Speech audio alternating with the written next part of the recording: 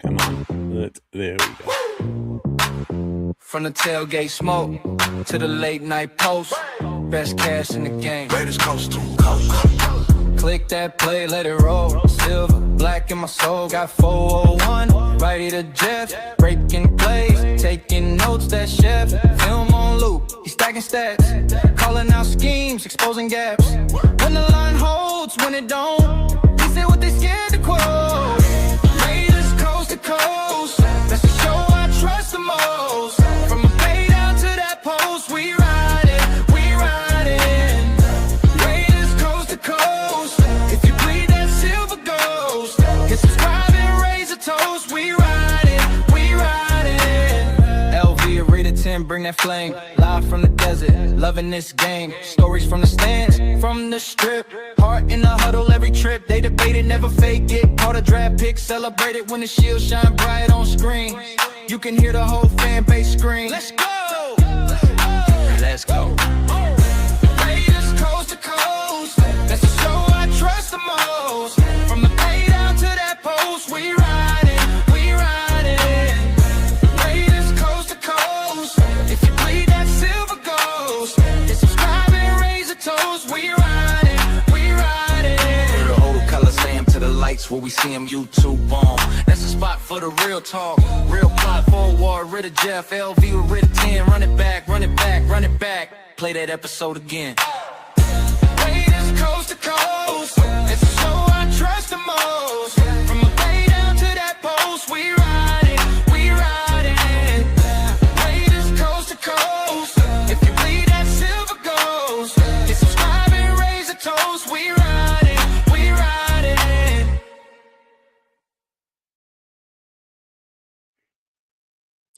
Welcome back, Raider Nation. How you doing tonight?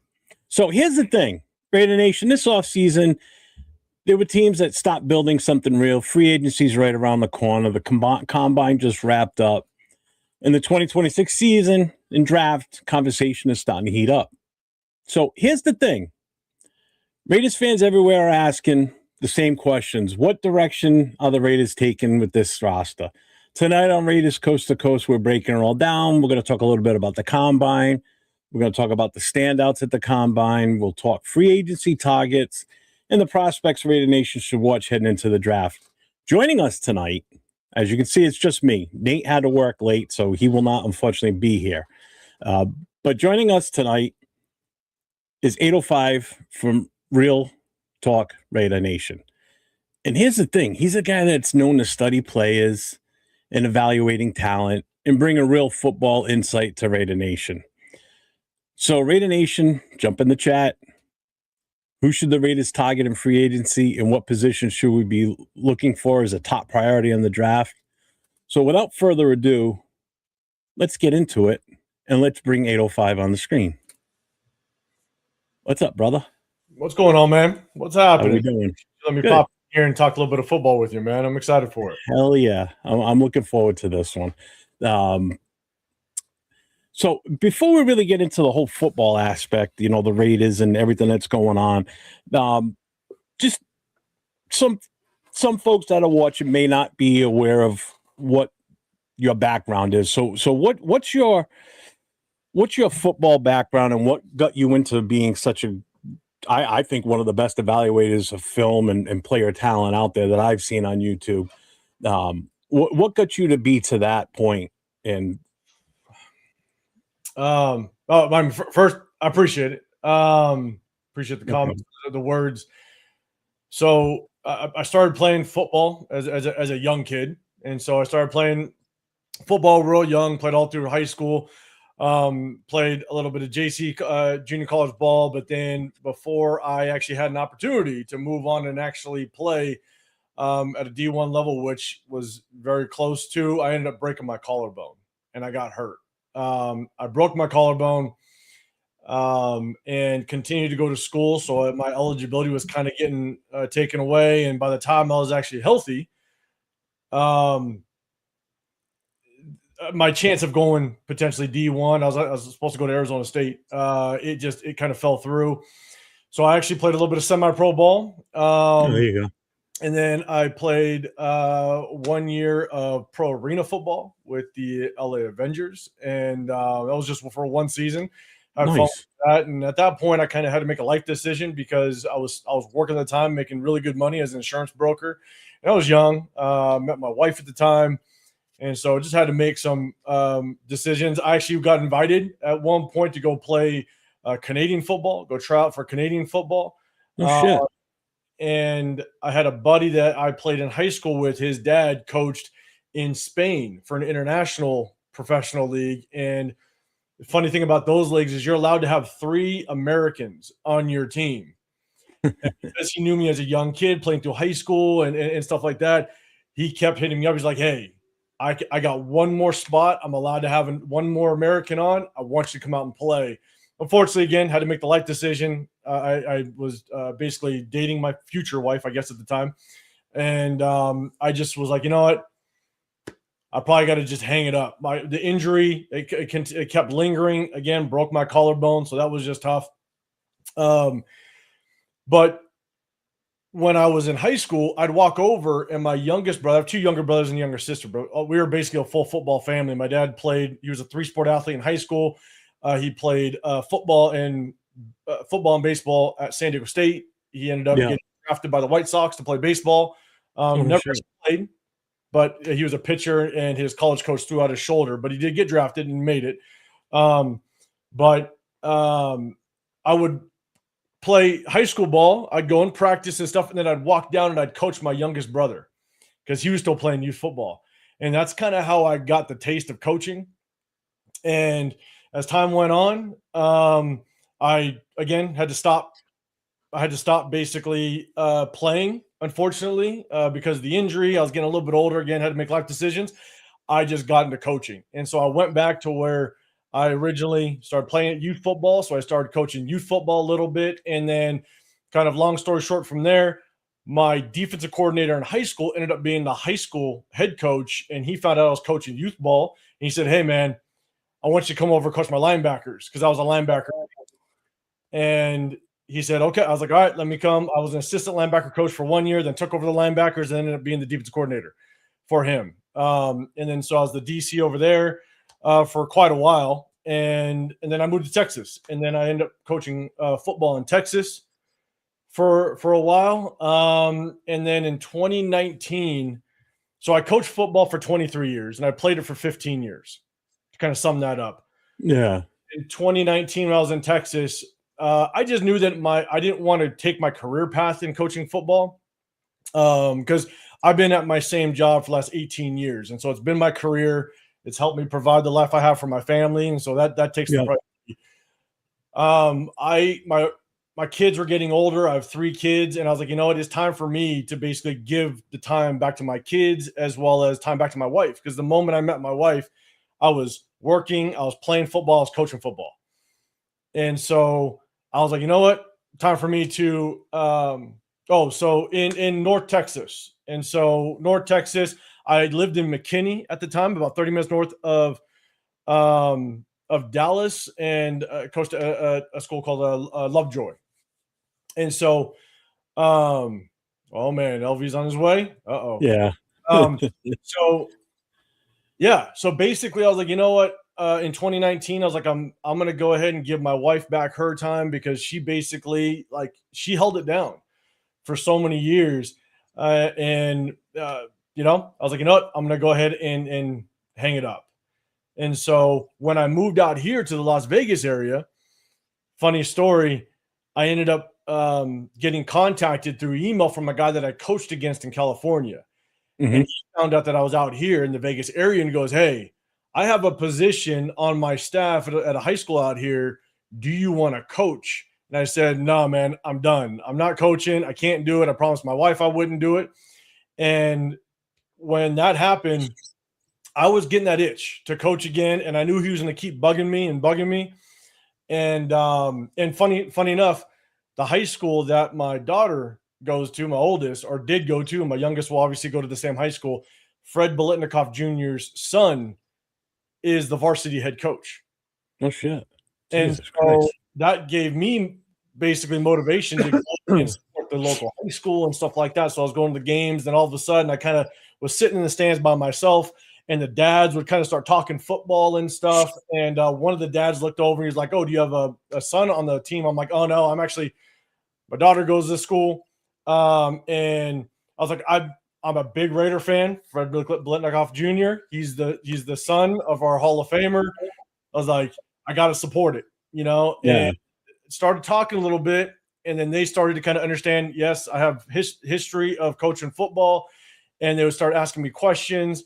And I got that itch. I was like, damn it. Okay, I'm not going to do it. I'm not going to get into coaching.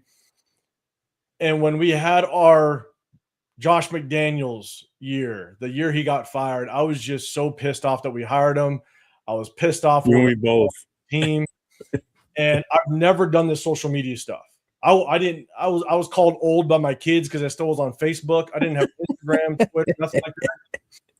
And I looked at my wife. I was like, look, like, what are your thoughts on me? It was the first time I stumbled across like Mitchell Renz.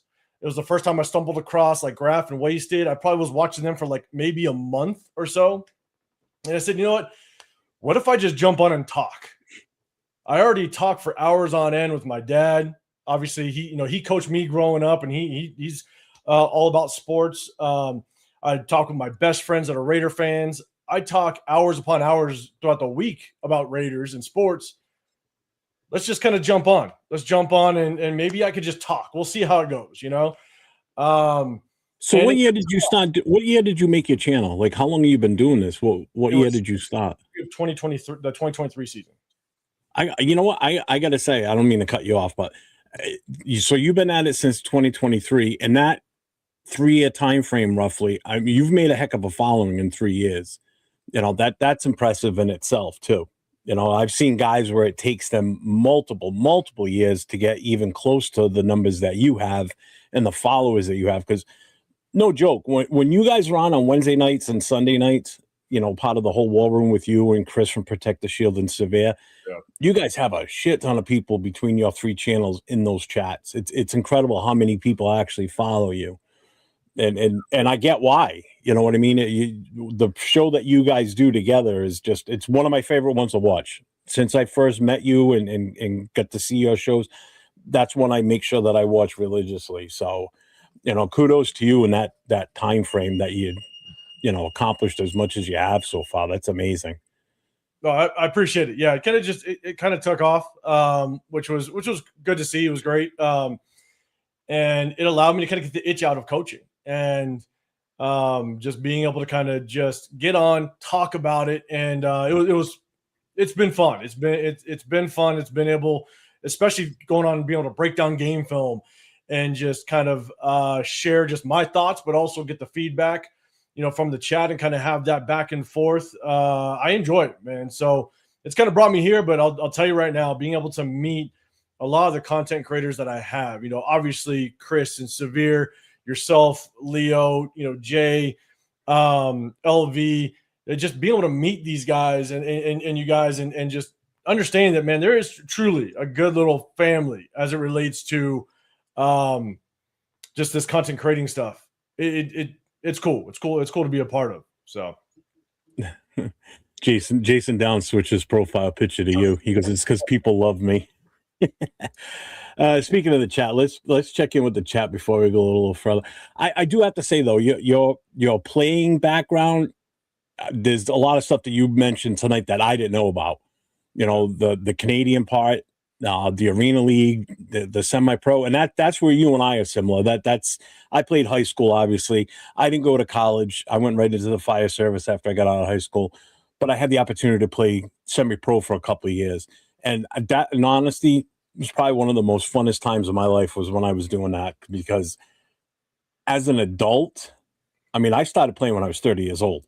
So as an adult, that aggressiveness was more than what it was when I was in high school. I wish I had that aggressiveness that I had when I played at 30 years old, because I would have been a completely different high school player in itself, but it took me a few years to get that.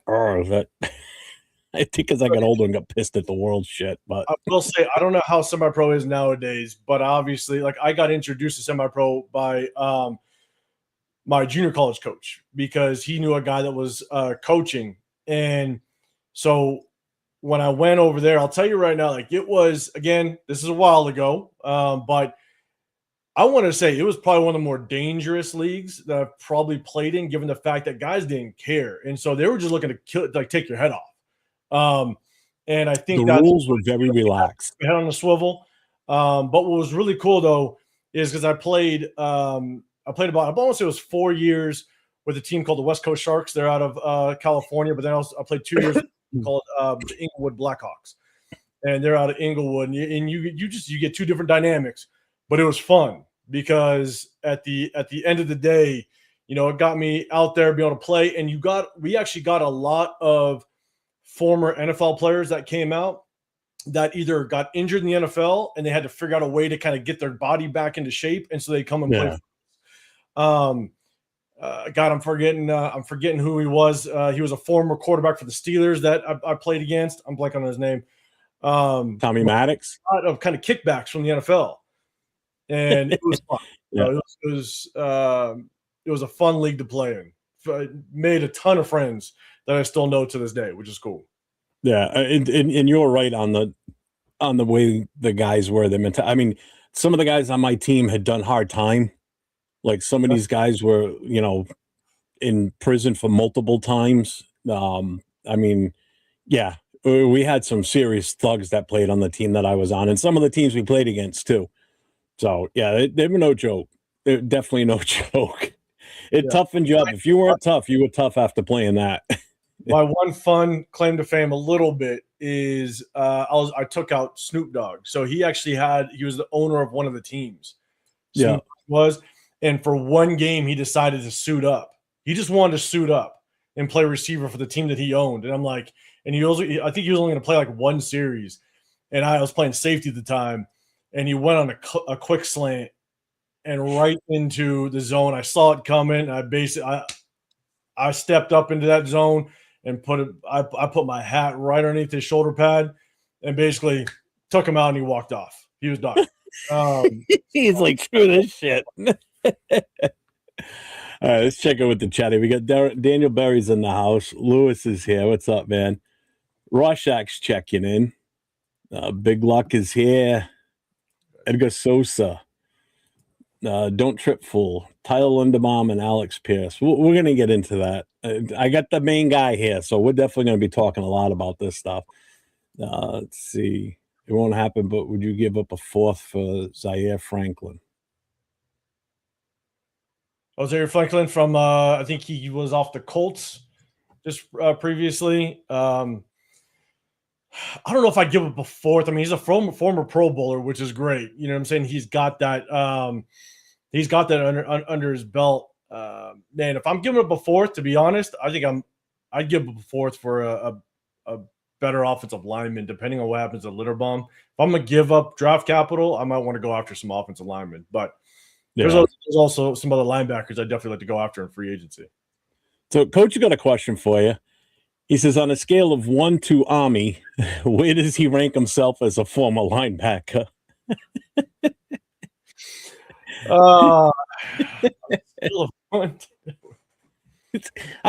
You knew if Coach was in the chat, that Tommy's name was going to, if we mentioned it or he was going to mention it, was going to come up. So, man, Coach, all I got to do is I just got to wait. Because I don't know if Coach, you tapped into our show yesterday, but apparently Tom Yami's brother's available now. I heard you say that. Yeah. So we'll see. We'll see what happens. I ain't giving no damn ranking with you, Coach. You're going to compliment for money, Chuck. So that's huge. Yeah, I appreciate it. So he says, you have impressive credentials. Respect, brother. You do too, man. I'm telling you. Anybody that doubts anything that he says or brings up when he talks about players, whether they look like they're ready for that spotlight or not, or, you know, the inconsistencies, I respect your take on things because, number one, you spend enough time playing the game and coaching and reviewing film for that to where what you do now on your shows, it's a proven, you're proven stuff. You know what I mean? you're not bullshitting. Basically, you're not just pulling shit out of your ass. You spend the hours doing it. I mean, you sent me a screenshot of what your layout looks like when you're doing game film. God bless you. That would drive me nuts. I don't have the patience for that. Well, that's what actually I do like about being on this whole YouTube thing, right? Is everything is kind of documented now, and so I can point back as much as some people will be like, oh, you're a hater or you just stuff like that. And I get it, right? But I can go back to my history now. I've been on here long enough to where I can go back and go, look, like there was a lot of times where people did call me a hater and it's just, I want to be able to go back in my history and say I was correct. Right. And that's what I really like about doing this YouTube thing, that everything is now documented. Now, am I going to be right all the time? Absolutely not. Like that's why you'll never hear me say that, this is for a fact, or at least very, very rarely, because I understand. And because again, I coached it for a very long time. I know that who would have known Sam Darnold would have went over and did what he did with Minnesota / the Seattle. Who would have, if someone would have told you that Sam Darnold was going to be a Super Bowl winning quarterback 3 years ago, I would have called you crazy.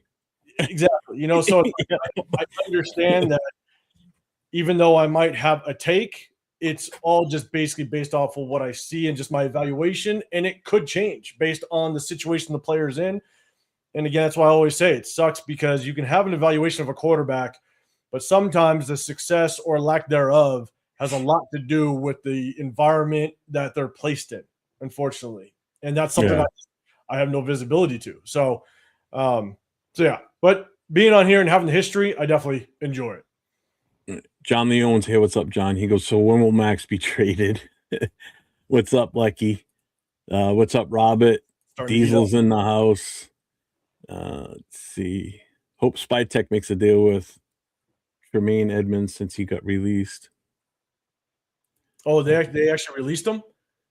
That's news to me. I didn't know he did. Oh.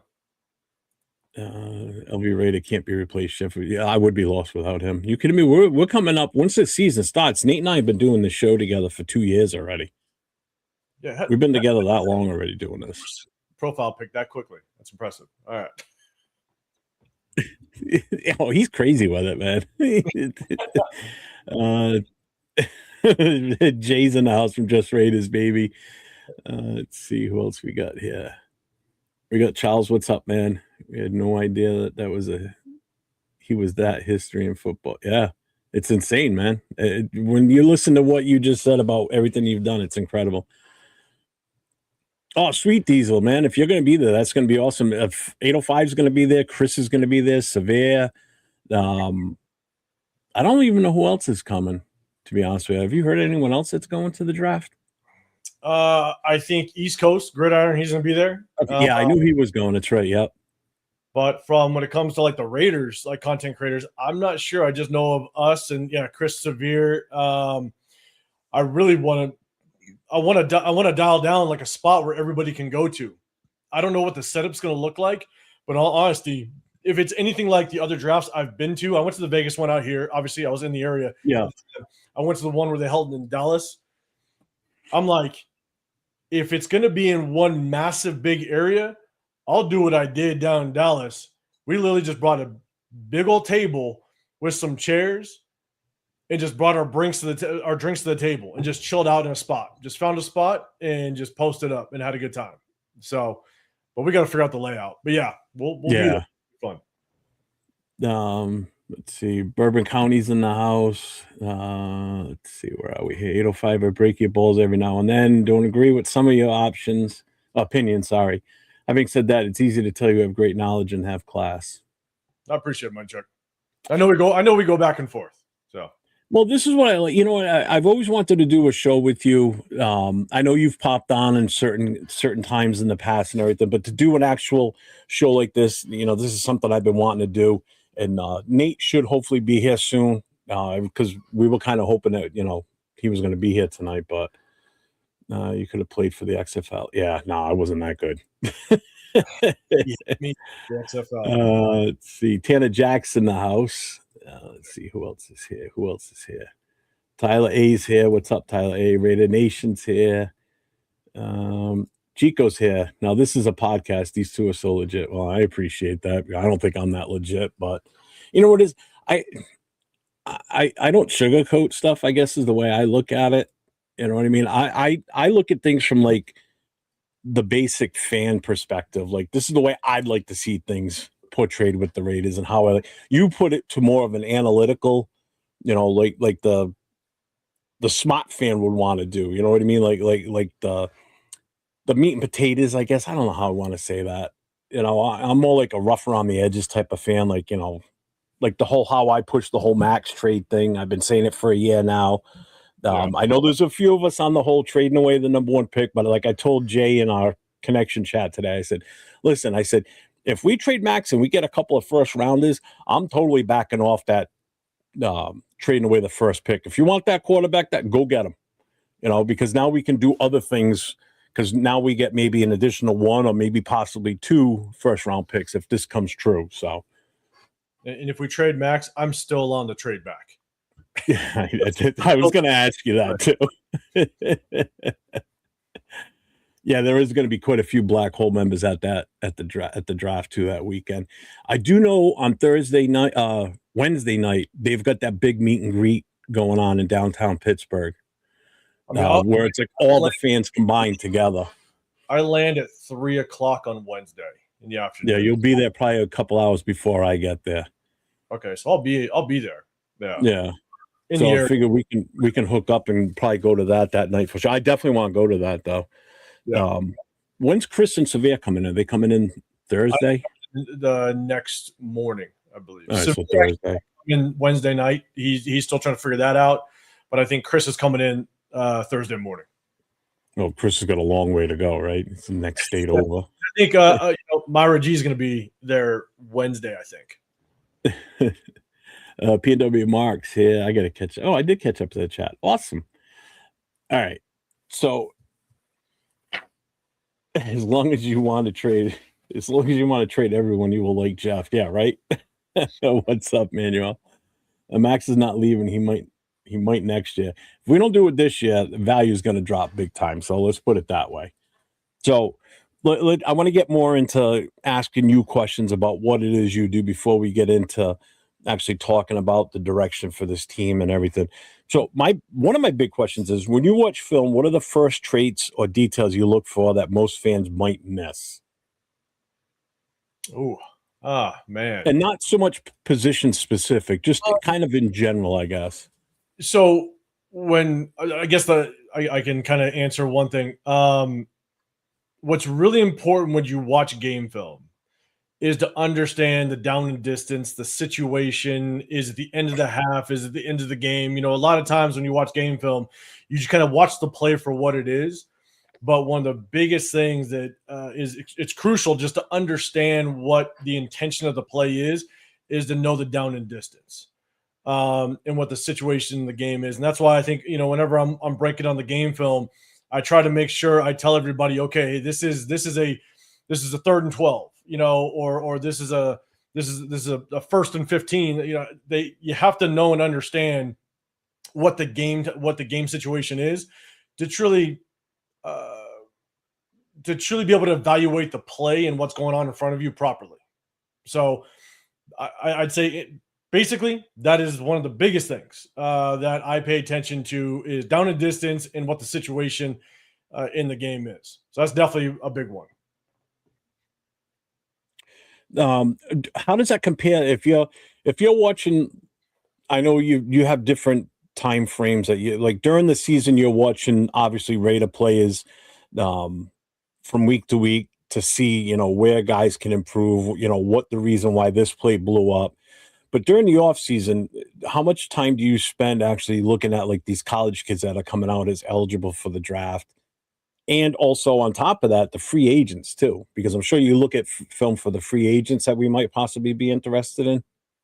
So it's hard because obviously I don't have a ton of time, obviously with work as well as the family and all that. But what I try to do is, you can kind of take it in 2 ways. Free agency, I try to go. I could start kind of breaking down game film pretty quickly because obviously I know who the needs are, who we want. the tough part is it's you can spend a ton of time on, let's say I want to break down a corner, and all of a sudden we bring back Eric Stokes. It's like, well, crap. Okay, well, that was kind of worthless because we're most likely not going to bring in an outside free agent. We're just going to bring back Eric Stokes. And so obviously I think looking at the offensive line is going to be huge. And so you kind of want, and this year was a little rough because it took us so long to figure out who our head coach was going to be. And yeah, so we're a little bit behind. Yeah. Then you got to do a little more research as to what Clint Kubiak really likes to do on offense. And it's hard to determine what our defense was going to look like because, I said as soon as Clint Kubiak was hired on, we weren't sure who our defense coordinator was going to be. And if you don't know who your defense coordinator is going to be, you don't know what type of defense you're going to run. And Robbie Leonard flipped the script, and he now is running a 3-4. So the first thing I wanted to do was get a really good idea, what does Clint Kubiak like to do on offense? And that was my biggest thing. And so we broke down Clint Kubiak's offense a couple weeks ago. And once I got a good grasp of it, then I wanted to start to kind of take a look at some of the free agents that are out there. It is hard to kind of dedicate a lot of time into looking at some of the free agents because as you kind of see just in the last couple of days, now players are getting released off their teams. And now you have unexpected players now becoming available. Yeah. And you look at even with Chicago's starting center just retired. So now Chicago is going to be in the mix. They're going to be putting their hand in the cookie jar when it comes to offensive centers. Yep. And so Linderbaum, he might be heading to Chicago. So it's hard to dedicate a lot of time into looking at free agents. I do like to kind of work a little bit more as it relates to the draft.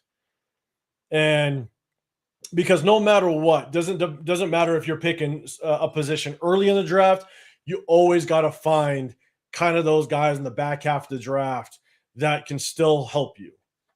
And that's where kind of, in my opinion, I think that's kind of where the meat is kind of in that 2nd to 5th round range. Yeah. From 2nd to 5th round, man, there is so much talent that can be found if you do your research, if you understand kind of what you're looking at. And I've said this before, and it's really tough. It's not to disrespect really anybody. Again, it just kind of goes back to just my history on it because I've coached it for 23 years, played it for a long time. It's like there's a very big difference between watching game film and knowing and understanding what you're watching. And that's for myself. I've kind of prided myself on that, not just through this whole content creating thing, but also, back when I coached football and played football, I prided myself on knowing my enemy better than I know myself. Or know my enemy better than I know my own team. Yeah. And so, rounds 2 to 5, man, you can find some meat on the bone, and that's kind of where I start to kind of do my research. And you can find some diamonds. That's why I got hated. My who was it? God damn it, Jacob Parrish. People didn't like my Jacob Parrish take last year in the mock drafts, but he ended up being an all-pro rookie as a slot corner. And so there's some diamonds. So, well, we got a surprise. Look who's here. Yeah, What's good? What's good? What's going on, brother? Nate made it. What's up, brother? How you doing? What's up? That's not that bad. I thought you were going to be later than that. Not bad. I thought so too. I thought that the traffic was going to be a lot worse. That's why. Oh, that's good then. That's a good thing. Well, I'm glad you're here. So I just I put your YouTube channel in 805 in the chat, so everybody's got that. And pretty much everybody already knows what type of content that he offers. So make sure you check his channel out. If you haven't already, make sure you get over to 805 RealTalk Raider Nation. And hit that sub, hit the notifications. He goes on every Wednesday night along with Chris from Protect the Shield and T Severe. So make sure you check those guys out. They go out Wednesday nights and they're on Sunday nights. Usually during the season, it's not too long after the game, and they kind of talk about the game that just happened. And they do a lot of breakdown on plays, and he's got a great game that they do. You mix it up a little bit though. He does the start him, bench him, cut him, and some people always try and cheat. I don't know why they try and cheat and put their message out there before you even offer it. I don't get it. There's no cheaters on the screen that you see right here either. No, absolutely not. No. And hey, real quick, folks, make sure you get over to Nate's channel, LV Raider 10. It's scrolling at the bottom there. It's the same name for his Instagram, Twitter, everything. Make sure you show him the love. If you're on my channel, hop over to his channel. Now give him the watch time, the views, the thumbs up. So if you leave my channel, just make sure you smack that thumbs up before you move over to Nate's. But please go over to Nate's channel. We need to get this man going and get his numbers up. Come on. You got more than enough people that watch me. Move over to Nate's channel. Outside of beating you guys over the head, I don't know what else to tell you. So Nate, do you have the sheet that I sent you? I'm trying to open everything up still right now, but I did see it in my what's it called? Okay, so then I'm just gonna take the next one here. So, so basically, how much of the combine did you watch? 805. Did you get to watch any of it? Probably about 90% of it, to be honest. Okay. On the live, the biggest part of the combine I kind of gloss over is the 40 time. I don't watch much of the 40 at all. I like more just the agility drills, and obviously like the ball drills with the receivers, stuff like that. Sometimes with the cornerbacks, the DBs. But what's really tough for me is when I evaluate combine, it's like 90% game film and 10% combine. I really don't put much merit in the combine at all, to be honest. The only reason why I watch it is if someone pops out on film that wasn't on my radar already. Okay. Kind of give the example of a couple years ago, Bucky Irving. Bucky Irving was not on my radar as a running back, but when I watched him in the combine, I was like, oh shit, okay, who's this kid? Went back and watched his game film, and I said, okay, hey, he looks like he's got some talent on him. So I kind of, when I watch the combine, I look for certain things, but more specifically just guys that weren't on my radar, and then I'll go back and kind of do my research if I like what I see. Nate, if you got it open, you can do that one. It's the combine question. Let me see. Savage is in the house. What's up, man? Can we still make that podcast trade, Jeff? What, trading me for Asylum? Oh, it reminds me. Hang on, Savage is in the chat. Hold on. Can't forget this. Yes. Got to bring out the championship fantasy football belt that I won off of Savage's chat, his league. I beat him for it. Third place team and fourth place team played for the championship, and I beat his ass. And he sent me the belt. Nice. We both knocked off the top two teams. It was great. You're talking about the biggest winners? You want me to ask him about the biggest winners? That one. Yeah. All right. And then we'll go from there. So from the combine, what you did see, who was the biggest risers in your opinion on the combine? The biggest risers, I think the one that kind of popped off a little bit. Obviously, you got that running back out of Arkansas, Washington, I believe it was. Obviously, him clearing that 4.3 was impressive. So I think that definitely jumped him up. I think people were already high on this guy a little bit, but I think his combine definitely helped him and kind of puts him even higher up in the mix. And maybe he was an early second round. He might even find himself definitely jumping into the first round. Is that kid from Arizona State, offensive tackle, Max? I never can pronounce it. Elichinor? Is that what you're talking about? Yeah. Elena Shaw. I know who you're talking about. I have no clue how to pronounce that guy's name. Yeah. You look at his combine. I think a lot of people already liked him. Don't get me wrong, but I think he's kind of moved himself up just a little bit more. Maybe he was talked about as an early second. Now What's up, brother? Moved himself into the first round. I think Jacob Rodriguez helped his stock a little bit. Obviously, you got to talk about Sony Styles. I mean, him just flying with his 40 time, just the athleticism that he shows.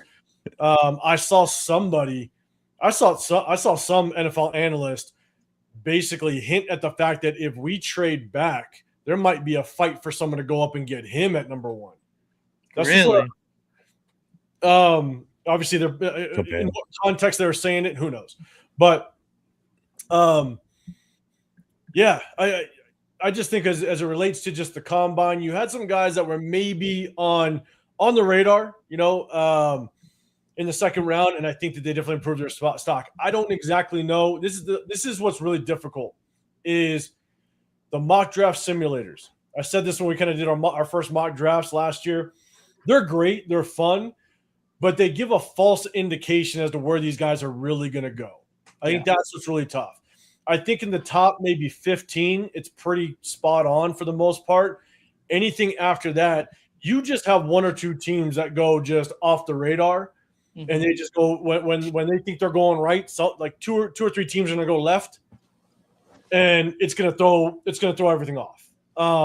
And so anything kind of like the back half of the first, and you go into second and third, all that.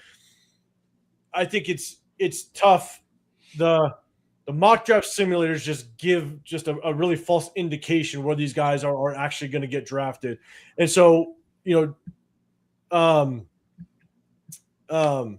the linebacker I was just talking about.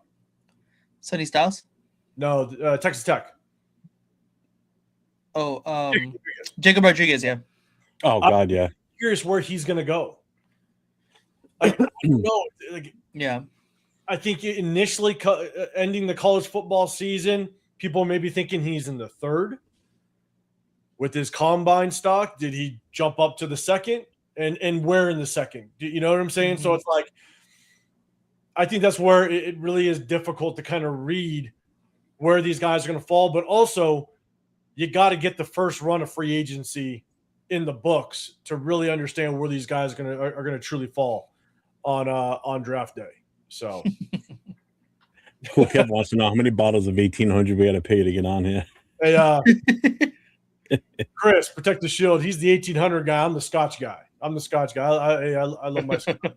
Well, speaking of mock drafts, you're also this guy too. Tug water. I couldn't resist. It's so funny though, and I'm always going to remember that because I earned that name. I say I earned that, but I earned that name off of the Jacob Parrish draft last year. When I picked up Jacob Parrish, I got the hot dog water, but I get the last laugh because Jacob Parrish was the All-Pro rookie slot corner this year. So. You know what's funny is because you talked about this a couple of weeks ago, and I know last year when we were doing mock drafts, there's one guy that I used to pick religiously, and you did too. And you were doing it because of the name, the same reason I did it.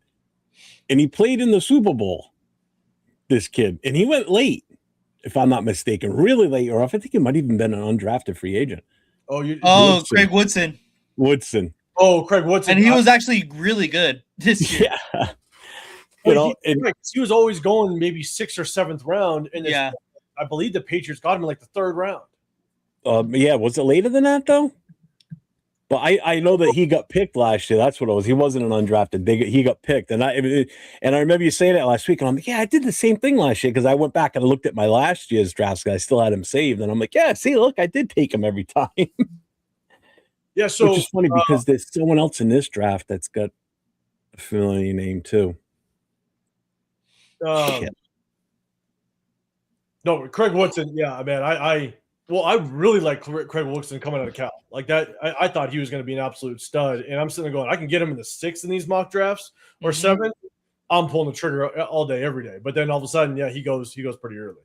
So, Money Chuck wants to say, he says, I don't hear anyone really talking about free safeties. What prospects do you like, and what round would you pull the trigger on one, or would you address it in free agency? So what's up, Ja Raider? We have so many needs. I think if we went and draft, if we don't address like an actual possible starter in free agency, I'm probably waiting until maybe round 4 or 5 to address the safety position because we have so many needs. But again, I got to see how we address free agency. I do like Bud Clark at a TCU. I think he's going to go earlier than I'd like. There's the South Carolina kid, like on his name, unfortunately. The kid from, and it's not because LV's on here, but the safety from USC, Kamari Ramsey. Yeah, I think that I got to watch more film on that kid, but I do think that kid has some potential. I do have a sleeper though, because if I'm waiting for maybe around the 6th round to get a safety, maybe if he drops to the 7th, one guy that I'd like the more and more I watch his film is Whitehead Williams out of Ole Miss, the safety out of Ole Miss. If we don't address it in free agency, we kind of wait a little bit in the draft around 6th, 7th round. Whitehead Williams out of Ole Miss, I really like the kid. He's 6'2", about 205 pounds. He'll come downhill. He'll come hit you, but he will definitely cover half the field for you. So that's definitely a guy that I'm going to be eyeballing in the later rounds in the draft. But again, I don't know if I want to go safety early in this draft because there's so many position needs that I think we need to address. That if we get a decent pass rush, if we get some core linebackers, I think we're good enough right now. Because in year one, you're not going to address every single position. You just can't at a high level. And so if you can kind of just roll with what we have, again, Isaiah Paul-Amal, not the best free safety, but he's serviceable, and you still have him. You got Jeremy Chin that's going to be obviously more in the box. And so, can you kind of get a guy in the later rounds to kind of be a backup, maybe a competition piece, and get a year under his belt and maybe replace Isaiah Paul-Amal at some point if you want to. But I just think, man, we have so many needs. I definitely want to take some big swings early on other positions. Mm-hmm. But Whitehead Williams out of Ole Miss, definitely a guy I'm looking at the later rounds.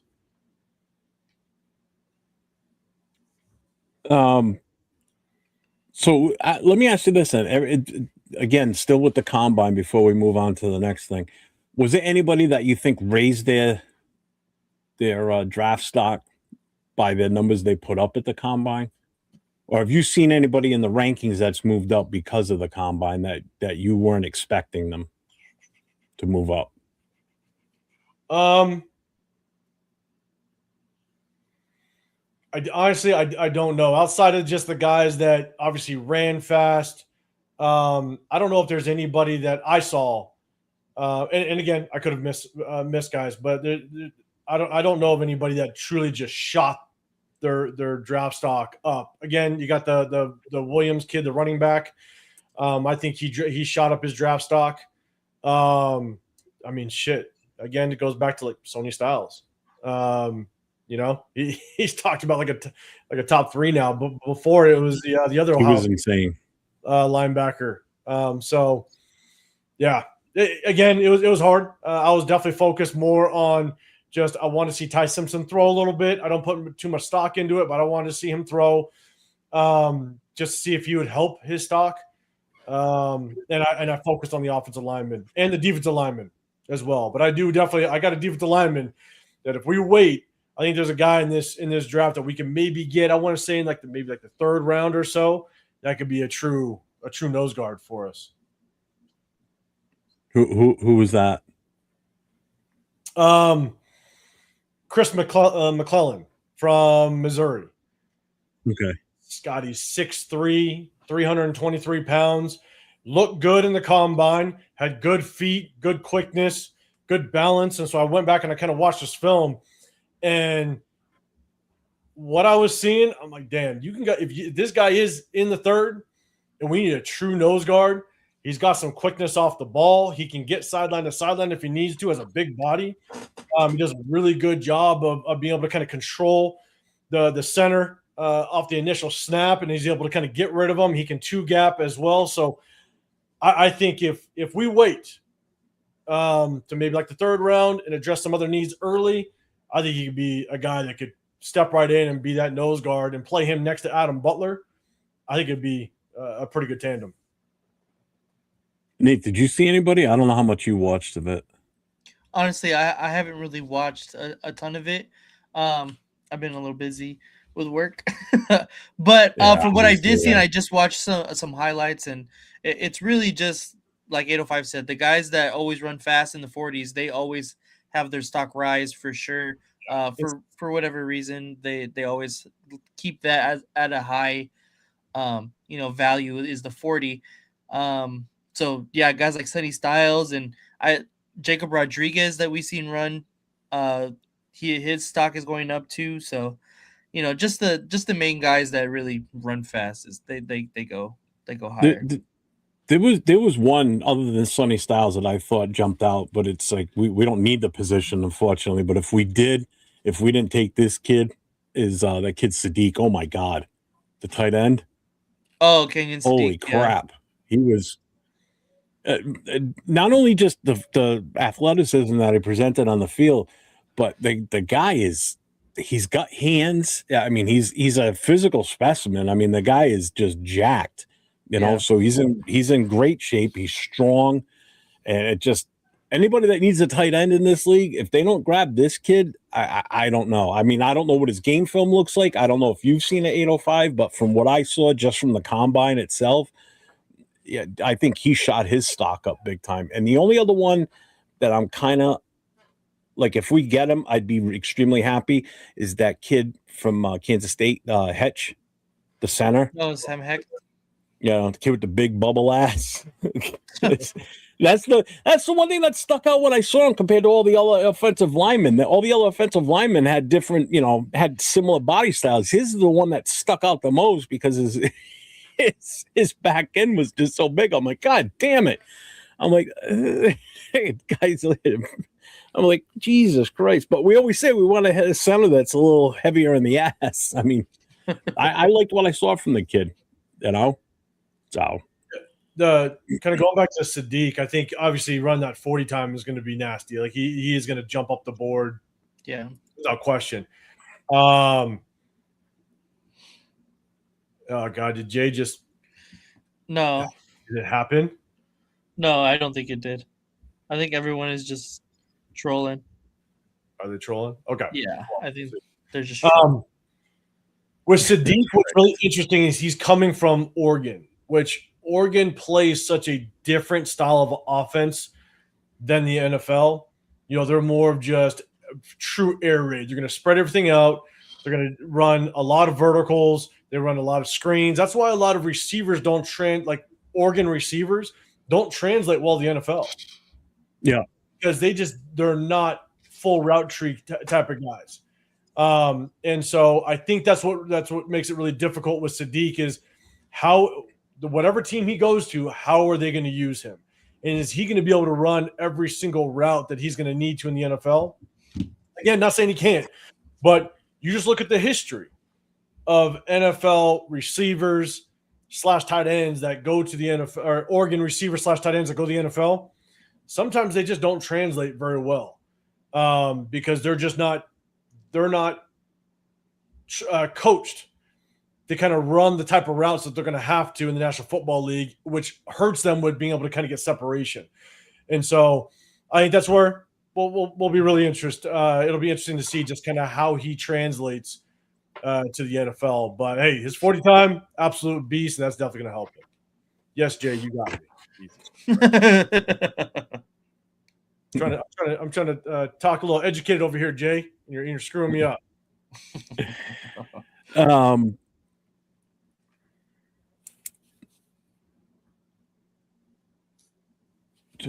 What's the next banner on here? What I have this one. So this one here. What prospects in your mind do you think we should be looking for this in this draft? I think if you talk specific prospects, I mean, I can go by position groups first. Obviously, we got to know what we're gonna do in free agency, but obviously we got to take a look at the offensive line. And we're only taking a look at it because I have no clue what we have out of this offensive line. Yeah. You cannot base what we saw last year to give us a really good indication as to what this offensive line looks like. Brendan Carroll was horrible. And it's tough because, I went on a live with Rundown and Chris and Severe and I believe Lunatic. He brought us all on. And this was, I believe, in May of last year. And Rundown asked me, what's your biggest concern going into this season? This is after free agency, after the draft, right? And I said my biggest concern was Brendan Carroll. Because you look at his resume, He does not deserve to be an offensive line coach in the NFL. He just doesn't. And giving him that job and knowing that we have to have one of the best offense. I'm a big Bill in the trenches guy. You have to have a very good offensive line. That was my biggest concern. And here we sit. And so the question is, what do we truly have in this offensive line? Can we get JPJ kind of back on track and showing the promise that he showed at the end of 2024? And where is he going to play? Is it center? Is it guard? We don't know. How good is Caleb Rogers really? Can we see some progress from last year? Is he good? DJ Glaze showed promise at the tail end of last year, at the 2024 season. Then he just completely regressed. Is it coaching or is it truly a sophomore slump? I don't know. Then you have Jordan Meredith. Jordan Meredith ended the 2024 season as a good, serviceable guard. But then he fell off because you switch him around. You move him from a guard to a center position that he's never played before. Yeah. Switching from a guard to a center is like taking an X receiver, put him at tight end. It's night and day. The technique, everything is completely different. And the knowledge of the game is probably the hardest thing for any lineman, guard, tackle, to transition to center. It's not just technique. It's the knowledge of the position. You're the one that has to make the line calls. At the guard or tackle position, you know what your job is, plus the two guys next to you. That's about it. Jordan Meredith, you're the guard. I know what my tackle's doing. I know what my center's doing. But the moment you go to center, you need to know what everybody's doing because you got the line calls, and he never did it before. Yeah. And so before you even talk about technique, he didn't even have just the knowledge of what it takes to play center. And that could have affected everybody else's blocking scheme on the offensive line. If Jordan Meredith is making the wrong O-line calls, that could affect JPJ. It could affect DJ Glaze, so everything has a ripple effect. And so because we basically screwed everything up, I got 2025 as a wash when it comes to the offensive line. Oh, God, yeah. So yeah, I think it'll be a really good indicator as to how we address the offensive line and free agency to kind of get an idea, okay, how bad is this offensive line? Like how much help do we need? It is good that we have Rick Dennison as the coach because he's got I love it. experience to be able to walk in that building and have a good indication as to what he's got to work with. And so kind of going back, I think we got to take a look at offensive line. We have to go look at linebackers. We switch up the defensive scheme. We absolutely depleted our linebacker room. We got to look at linebackers. We got to look at interior defensive linemen that fit a 3-4 scheme. And so I think that's the two biggest needs. But outside of that, fullback / tight end. Clint Kubiak, we broke down just kind of what he likes to do on offense, and I had about 11 plays that showcase what he'd like to do with the fullback. And he said it in an interview after we broke down his offense that it sounds like he's going to be looking for his fullback. So whether that's through free agency, whether that's through the draft, I don't know, but I definitely think we're going to be looking for a fullback. Just real quick, shout out to Afakasi with the $2 super chat. I appreciate you, my brother. Thank you very much, man. Always a big supporter of all our channels. I appreciate him so much, man. What you're saying to a lot of people don't realize, to go from, like you said, from a tackle to a guard to a center is tough. It's an easy, and I played all three positions on the line before, in semi-pro too. And I will say the easier transition is from center to any one of those other two positions, because again, you're focused on one thing and one thing only. Whereas, like you said, as a center, you have to learn so much, and to make that transition from a tackle to a center is that's a tough one. That is an extremely tough position to learn if you've never played, especially if you've never played center before. So which is why I'm so big on getting a bona fide center on this roster. Because in my opinion, first of all, we drafted him as a guard, and that's JPJ. We put him at center his rookie year. Yes, he had he had some great games while he was in that position. Last year, I take everything that happened, like you said, with him and Glaze as a one-off, that it's not them.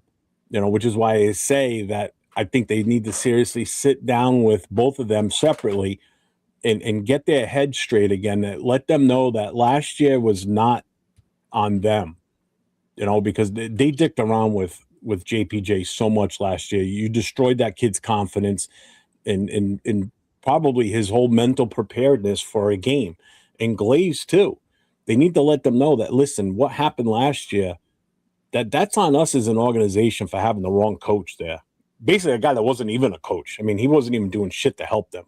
Once everything came out after he was gone, that's ridiculous. How that, Spytech as a GM is over here running game film with these guys. It's not the GM's job, but that just shows me that Spytech's doing what he can to help these guys win and be successful, But yeah, it's just I'm so pissed at how that went last year, that they did those guys. They stunted their growth is what they really did.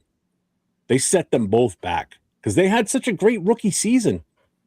And then last year was just, that's why I expect great things from both of them. Well, maybe not Glaze as much, but definitely from JPJ. So yeah, and you got Charles Grant that's right behind DJ Glaze a little bit. I like Grant, but I like Caleb Rogers a lot. He should, and that's the other thing that tells me how bad that coaching staff was for that line. That based on what I saw his first playtime experience, I asked myself, I'm like, why was he not starting sooner? He has the fundamentals down. He looks good, and then when he finally was put in as the full-time starter for the rest of the season, the kid played great. I thought he did a hell of a job. Yeah, he's made some rookie mistakes. No big deal. I get that. It's going to happen. But I thought he did a great job. And I look forward to big things for him coming this year. He should be starting. I see him starting from the get-go this coming year. Yeah. I guess, in my opinion, I think with Caleb Rogers, he played good enough to know that, okay, you possibly have a piece there. You have a piece that you can go with. I think where it's – and I think where we saw some progress with Caleb Rogers, also some progress with Charles Grant, and obviously I'm not anywhere near the coaching staff, but what I do know is you have assistant coaches, and one of our assistant coaches was Joe Philbin. Joe Philbin was our assistant offensive line coach. And typically what your assistants do is they will take some of the backups and work with them directly. They're more like developmental coaches. They're more on the side of, okay, head offensive line coach, Brendan Carroll, you're taking the starters. You're working with them probably 75% of the time. Whereas these backups, you're working in when we go team, but you're working with Joe Philbin. Obviously, Joe Philbin is an offensive-minded guy himself, former head coach, former offensive coordinator. He understands the inner workings of the offensive line. He might have been able to do a better job of just helping Charles Grant and Caleb Rogers with their development a little bit.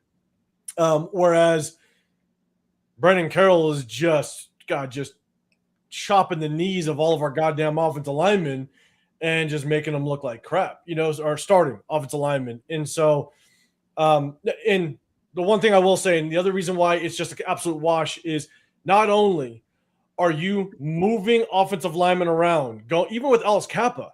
Alice Kappa was a guard, and then they moved him to center, which I believe he only played like 2 games of center before.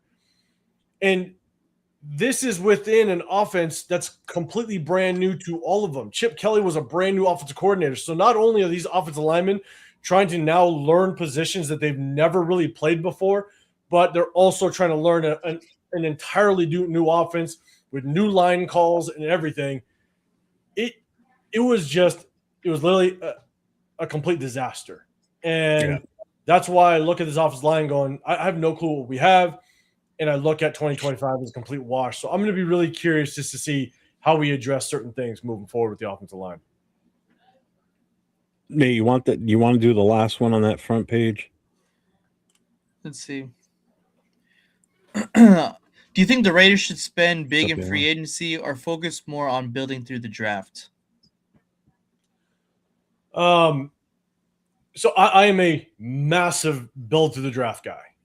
I think if you want sustained success, you have to draft well and you have to coach well.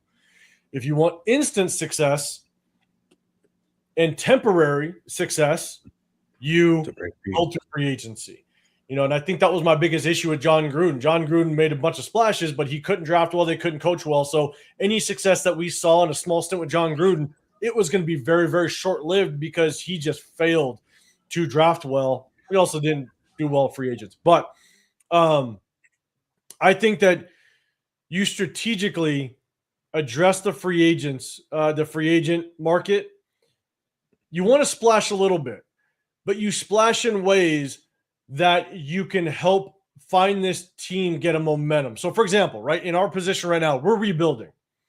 So let's build our confidence first. And the way you build your confidence is you build the offensive line, so it kind of helps the offense gel a little bit better. If you have a young quarterback, you have that fail safe of being able to hand off the ball and getting that 3rd and 3, or making the sticks a little bit shorter on 1st and 10. You can run the ball, you get 5 to 6 yards, and now you're in a 2nd and 4 situation where it opens up the playbook.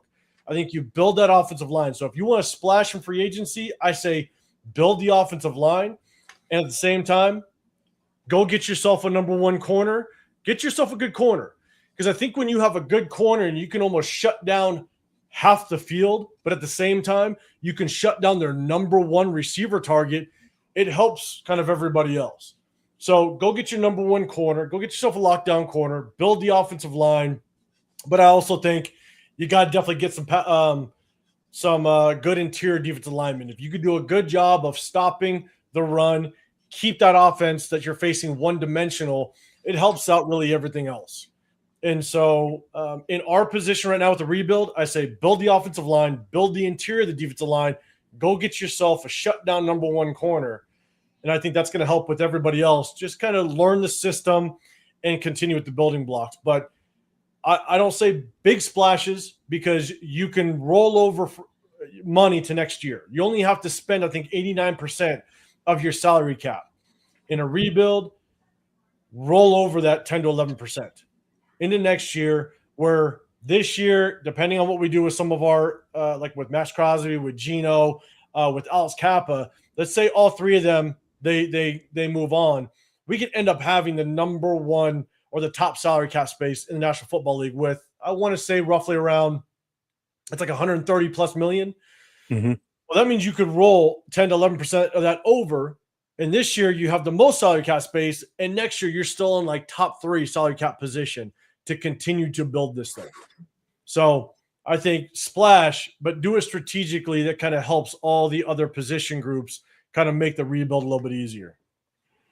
See, and Cool Kev says Gruden set us back big time. I don't think Gruden did, because the team was going in the right direction. Anybody that set us back, it was McDumdum.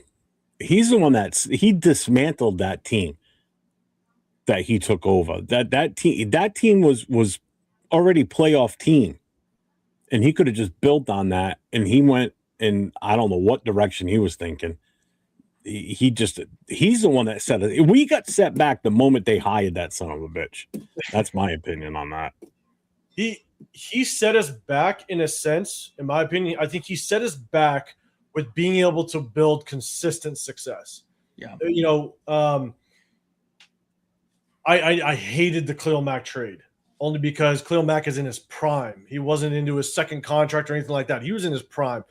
But I understood, because look, you want to build this thing and you build the right way, you rebuild properly, you get the most draft capital you can out of your most prized asset. But I think the way that he handled those draft picks, it did not set us up for sustained success and continued success. And I think that's where Gruden definitely set us back. Was, God, I mean, he missed a lot of free agency. I mean, the Corey Littleton acquisition, that was bad. What was that? Joyner, the safety, that was a rough one. I don't even get me started on the Antonio Brown, the Trent Brown pickup. God, he's a superstar. Like, it was bad. And so I just think that, yes, we saw some success a little bit, right? The record itself improved a little bit, but I think it was because we didn't draft well and because the free agents we picked up really, really hurt us and didn't work out. I think wasn't he I think he was the Leatherwood pickup too, the draft. Yeah, he was. We weren't going to have sustained success. It was going to crumble quickly. And I think letting him go and pick up Josh McDaniels was like the icing on the cake. That was if we're cutting your legs out, we just chopped them completely off with McDaniels. Oh yeah. So, yeah. We left you at the waist. Yeah. And Bueno says trade Colt Miller next. He doesn't. But the only problem is you don't trade a caliber of a left tackle like him unless you've got a definite plan. You better be ready to replace him with someone that's as adequate as he is, or damn near close. And that ain't on this roster right now. So if that is the plan, that's why I can't get behind trading Colt Miller. You need to get somebody ready to take over for him. Keep him for the 2 years. I wouldn't trade him away. Absolutely not. I don't think you're going to get as much as you think for him either. That's the other thing. I don't think you trade him because we may go young on the offensive line. We do have a bunch of youngsters on this offensive line anyways. Because this offensive line has to work as a unit, I'm a firm believer you're only as good as your weakest link when it comes to the offensive line, i.e. Dylan Parham. I think you need a veteran presence on this offensive line to kind of help some of these younger guys develop. And I think Colt Miller is the right guy to do that. Obviously we know that he still can be a very, very serviceable left tackle. If we can get the best out of him for the next year, maybe two, without any injuries, then he can help in that offensive line room and be able to kind of help develop some of these younger guys. And so I'm a firm believer you need a veteran on the offensive line to kind of help the development. So that's the only reason why I definitely would keep Colt Miller around. You got 5 offensive linemen, you let him go. That means that's just another massive hole that you got to fill. And we have so many at so many positions. You already got a good one. Just keep him for now. And obviously, hopefully he can help with the development of the rest of the offensive line. So I got a couple questions from the chat that I highlighted. So I want to bring these up right now. So first one's from, there it is. From Jay from Just Raiders, baby. He goes, would JPJ be cool as a guard primarily in backup center? If Linderbaum can't be obtained, would you go with JPJ or take a flyer at McGovern? I like McGovern as a second option to try and get if we lose the Linderbaum thing. But go ahead, I'll let you answer that. Well, what I did hear today, that we brought back Will Putnam. God damn it! How the hell that guy made it was wild to me.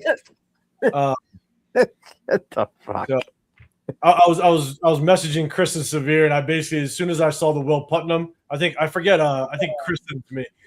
I said if Will Putnam ends up being on this 53-man roster and Jordan Meredith does not end up on it, I'm going to lose all hope with understanding football.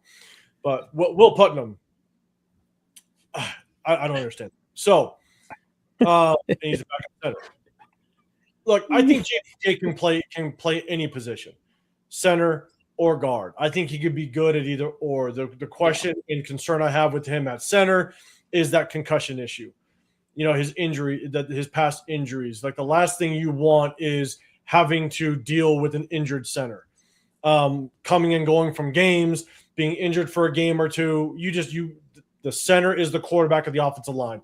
So I'd love to have a veteran there. I'd love to have someone that is healthy.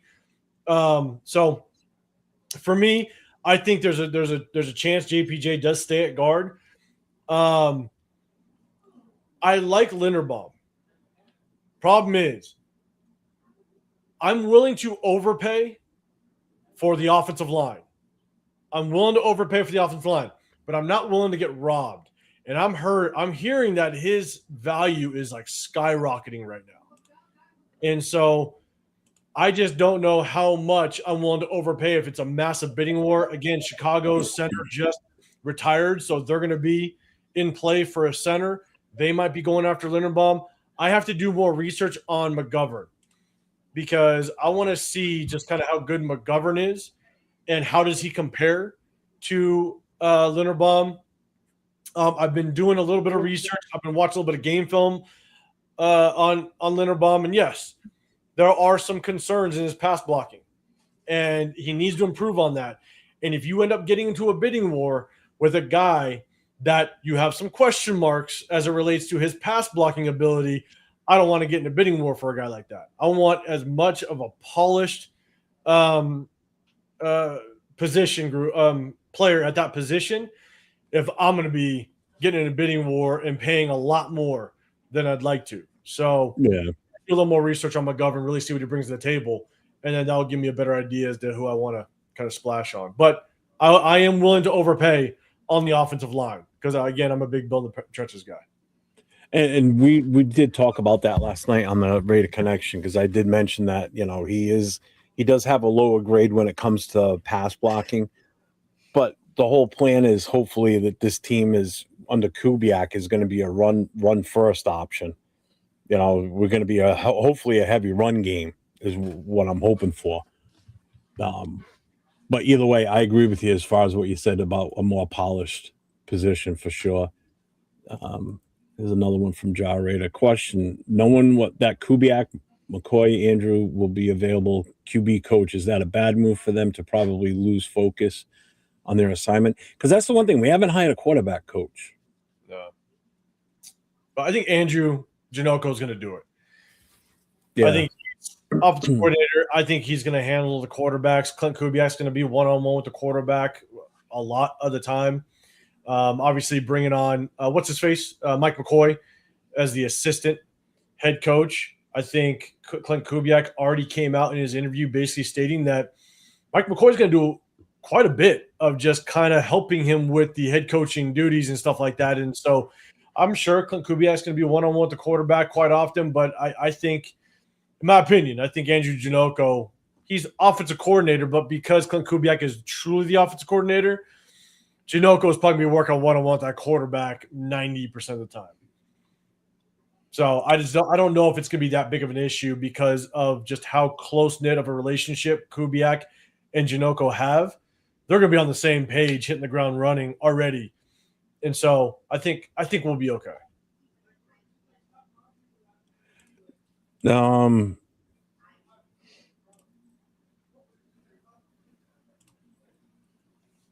right, we got a couple more questions here, then we're going to get into some fun stuff.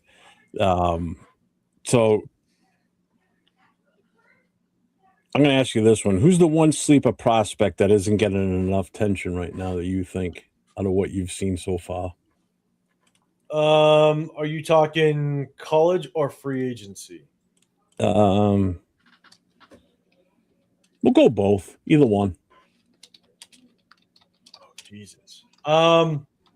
Let's see. College. Obviously, it's more about just what we need. Makai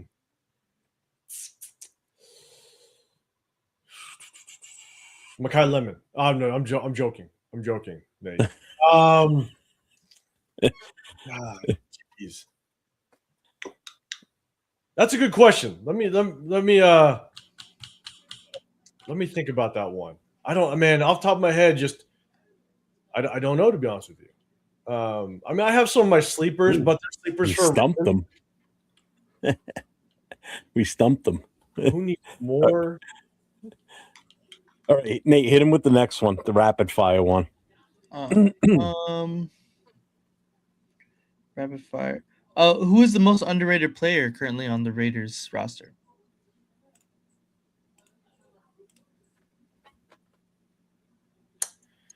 Most underrated player. What's up, boy? What's up, Chewy? I think I got two. And I think they have a good chance of just not necessarily, I don't want to call it like a breakout season, but I think they're going to help more, especially given the fact that we changed to a 3-4. I like Charles Snowden. Just ended up bringing him back. It was just announced that we are going to bring him back. I think Charles Snowden is going to have a pretty good season this year in a 3-4 defense. And I also like Jonah Laulu. He flashed last year. I think, we broke down when the whole Christian Wilkins stuff happened. We broke down his game film again from the 2024 season, and basically leaving that game film, I basically said that Jonah Laulu was going to end up being the more productive interior defensive lineman for us, and he ended up being more productive across the board. And so I think that he's going to have a decent year. I think switching to a 3-4 is definitely going to help those guys just with the 2026 season, just producing a little bit more. So I think those two are probably my most underrated guys going into this season right now.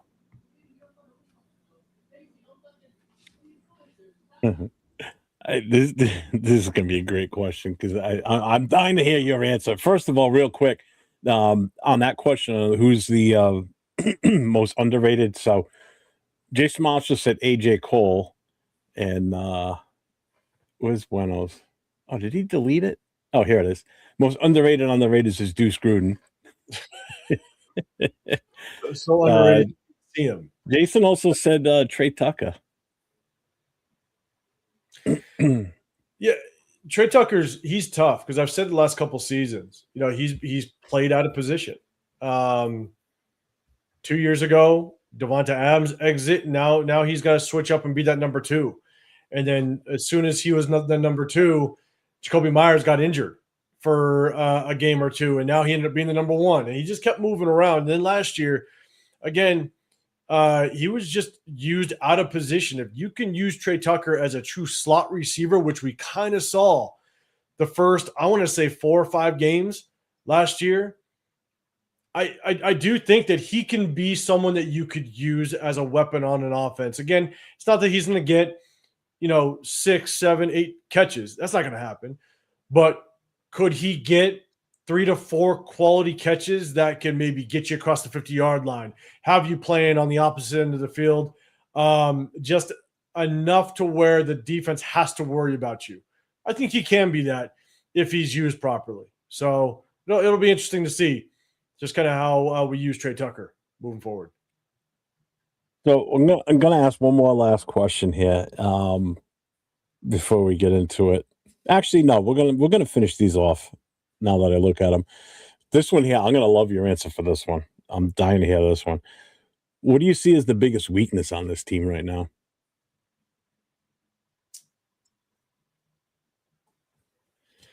Because I said I have so many question marks of the offensive line, I just don't know the offensive line is going to bring. I think without question, it has to be the linebacker room, because we all know Tommyami ain't the answer. We'll know if John was in here. Yeah, we'll find out if he's still in the chat. The linebacker room is just depleted. I liked Cody Lindenberg last year, but again, it was for a 7th rounder. So when you get somebody in the 7th round, I was kind of pumping my arms for Cody Lindenberg because we didn't pick a linebacker early. And I thought he could definitely produce and contribute in special teams, and that's what you want out of a late round guy. So you got Cody Lindenberg. He's not going to be a starting linebacker this year, if at all. But I think that is one of the biggest needs. I have no faith in this receiver room, to be honest with you. I'm not a big Jack Besh fan. I'm not a big You're not alone. We need a quarterback. So we have so need a lot needs, but offensive line is just a question mark. But I definitely think linebackers, receivers, and quarterback, we got to figure that out pretty quickly. What's up, Rick? Nate, you got the next one. The third from the list. Yeah, is there a player currently on the roster that Raider Nation might be sleeping on? Might be sleeping on?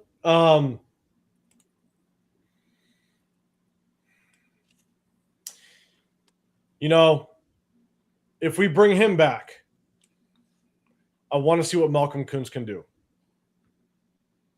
A year after kind of recovering off that injury, typically it takes a full season to kind of recover from the injury that he had. If we do take a flyer and bring him back on a cheap contract, I'd be really curious what he could do in this 3-4 defense. You know, you look at what God, I'm blanking on his name, the Georgia kid that plays for the Eagles. He was kind of an undersized kind of edge rusher. Oh, no. I'm blanking on his name. He was more of an edge rusher over at Georgia, but he was undersized, so people were kind of they weren't know how he was going to transition to the NFL, but he ended up being productive over with the Eagles. I see him playing a very similar role in a 3-4 defense. I'm blanking on his name, but he's from Georgia. I think Malcolm Kuntz could be kind of a guy that's just kind of being slept on if he can kind of bring back that 2023 season, the tail end of the 2023 season, after a full year of off that injury. That's not Kobe Dean. It's no. He's a Georgia Bulldog. I'm just blanking on his name. Is it Nolan Smith? Yeah, Nolan Smith. So I think he can play a very similar role. And again, I'm not saying that Malcolm Kuntz is always going to pop off and have double-digit stacks. But if he can come off an ACL like that, have a year to recover, but at the same time, you get him on a cheap contract and he pops off and gets himself, as I think he had 5 sacks this year. So he kind of under the radar, kind of got to the quarterback a little bit in a rotational role after having a very slow start, rightfully so, coming off of his injury. If he just kind of under the radar gets like 7 sacks, 8 sacks next year as a rotational guy, that's pretty damn good if you get him on a cheap contract. So I think he might be a guy that could be under the radar if we get him on a cheap one. Have you never had a knee injury in when you played, did you? Nope, just the collarbone. All right. Well, that's bad in itself too, but yeah. And I broke both my thumbs. I got them stuck in face masks when I was tackling people. It sucked. Yeah, I can see that. Yeah, definitely. I can see that happening. I mean, I get why he might be still so timid is because, again, the knee injury is no joke, especially one that serious. So we got 2 last questions and then we're going to get into some fun here. Give us one absolute prospect you love out of this draft. Just one. Makai Lemon. Yeah. Pavia. And Nate, give me your answer too. I'm curious to see what you think. Like one that is possible to get. Yeah, give us one draft prospect you absolutely love as a fit for the Raiders. Because I can realistically say Makai Lemon, but one that is actually possible to get, I have to think about it a little bit.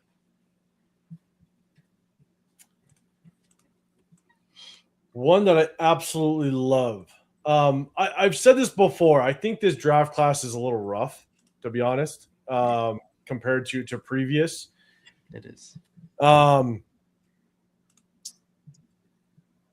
Man, who would I absolutely love to get out of this draft? If we go quarterback, because we need a quarterback, and people are going to hate it. The more and more I watch this kid, I do like him. And if we go quarterback round 1, I'm not going Mendoza. I'm going Ty Simpson. I think he's the most pro-ready quarterback coming out of this draft, and I think he has all the tools to match up with what Clint Kubiak likes to do. And so I really do like what Ty Simpson brings to the table. If we went quarterback first round, and actually I had this conversation with Severe after we kind of got off line last night, is what I also hate about it is I think next year's quarterback class is going to be the nastiest we've seen in a long time. Agreed. And there's not very many quarterback needy teams next year. So real quick, can you just say who you think you would take instead of so-and-so? Who is it again? I would, if we went quarterback first round, I'd trade back and I'd snag Ty Simpson. It takes a lot for you to say that. It takes a lot for you to say that. You know, and look, at the end of the day, I don't think he's overrated. I honestly think he's underrated. I Ty? just go back and read the chats now. Here it is. There's Mendoza. No. But Mendoza beat him in the Rose Bowl. Yeah. We got to get Cliff, Jacob. But I just think that you know, one guy that I do love, because I do think he's in like there's a couple guys that I'd love to snag. Emmanuel's on board with you. He said he's the one, Ty Simpson. I think he fits Clint Cooper. Like, everybody is saying that Ty Simpson is more than likely going to go to the Rams. That would suck. And a lot of what Clint Kubiak likes to do is what Shanahan and McVay do. Their systems are very, very similar. And so if we went, I see Rick y'all, he was not total ass the last 6 games of the season. Now, mind you, again, the last like 4 games of the season, it's now come out that he basically had some gastritis and he lost like damn near 25 pounds in a matter of like a month and a half, or like a month or something like that. So he was going through a lot of issues. But we're gonna break down his game film on my channel. But I do think that he fits the Kubiak, Shanahan, McVay system extremely well, and he is without question the most pro-ready quarterback coming out of this draft. But I really like Akeem Messidor. I like him a lot. I actually like him over Bain. I want to say it was week 2 of the season. Leo came out to watch one of the games. I think it was the KC game, I think. And we were talking about it, and I told him I had questions about Bain. But I like Akeem Messidor. I'd love it if that guy came over. Going edge rusher. I like Cassius Howell in the 2nd round. I'd love to see us take a swing on that guy. Slot corner wise, God, what's his name? From Indiana, D'Angelo Pons. I really like that kid. If he's there in the 2nd round and we need a slot corner, would not mind taking a swing on that guy. A guy that I've liked for a while, and that's really only if he does slide to the 2nd round based on his combine and what people are talking about now. It may not happen, but Monroe Freeling, the offensive tackle from Georgia, I really like him, along with the Arizona State kid. Again, that's kind of more the back half. My favorite offensive lineman in this draft class is Mongoa from Miami. He is my favorite offensive tackle in this draft class. So those are a couple that I do like, that I do think day one they're starters, and then they could help this rebuild kick off. So, no, big luck. He got here about an hour ago. Yeah.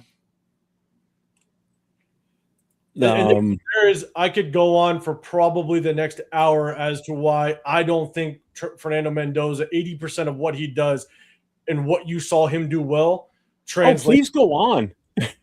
I can tell go for why Simpson translates to the NFL extremely well. And so, yeah, that's up Raider Night. The show. We can get into that after free agency, maybe. Might drive me into it. Who knows? But not to say I'm right. But again, this is why I love the YouTube stuff. Right? People hated me when I said Bo Nix was going to be a good quarterback in the National Football League. And if it wasn't for that injury, there's a damn good chance he's in the Super Bowl this year, based on what game looked like. If Bo Nix was playing that game, there's a good chance the Broncos are in the playoffs. Right? Yeah, no, I believe that. People wanted to shut my YouTube page down when I liked Bo Nix and Michael Penix. People wanted to shut my channel down when I said Shedeur Sanders was a 3rd round. I had a 3rd round grade on Shedeur Sanders. People hated me for that one. He gets picked in the 5th. Now, I think other outside elements put him to the 5th, but there was no way I was getting him at 6. There was no way I was getting him at 7. So I had a 3rd round grade on him, and people wanted to shut my page down because I had that take. So that's just. And for anybody that says Bo Nix, and Anthony, I see if anybody says Bo Nix is garbage, then you either just hate anybody that's a Bronco or you just hated Bo Nix anyways. Because Bo Nix statistically, and really in any statistic that you want to look at, he could have easily either he is or could have been a top 10 quarterback. The only thing you have to realize is that the reason why some of the statistics aren't top 10 is because his receiver room was one of the worst in the National Football League. They had the 2nd most drops in the National Football League. His receiver room, not only was it injured, but it was trash. He was thrown to Cortland Sutton that had some of the most drops in the National Football League last year. Then he had Troy Franklin, which had a ton of drops, and he was very one-dimensional. And then it was, I think, Jaden Higgins that they got in the draft that he ended up just being hurt. If you look at the last playoff game that they had, both Jaden Higgins didn't play as well as Troy Franklin got hurt halfway through the game because he had a concussion.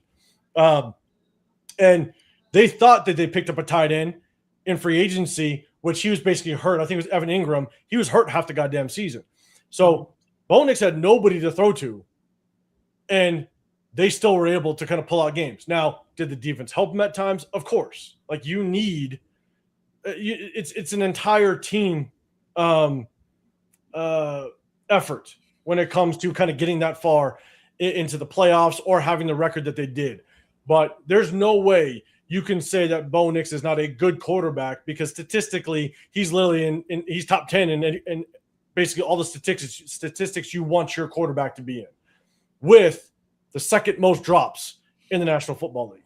So if you say he's trash, you either just hate Bo Nix originally, or you just hate the or you just hate the Broncos. It's either one. So, oh boy, there's a lot of them saying it too.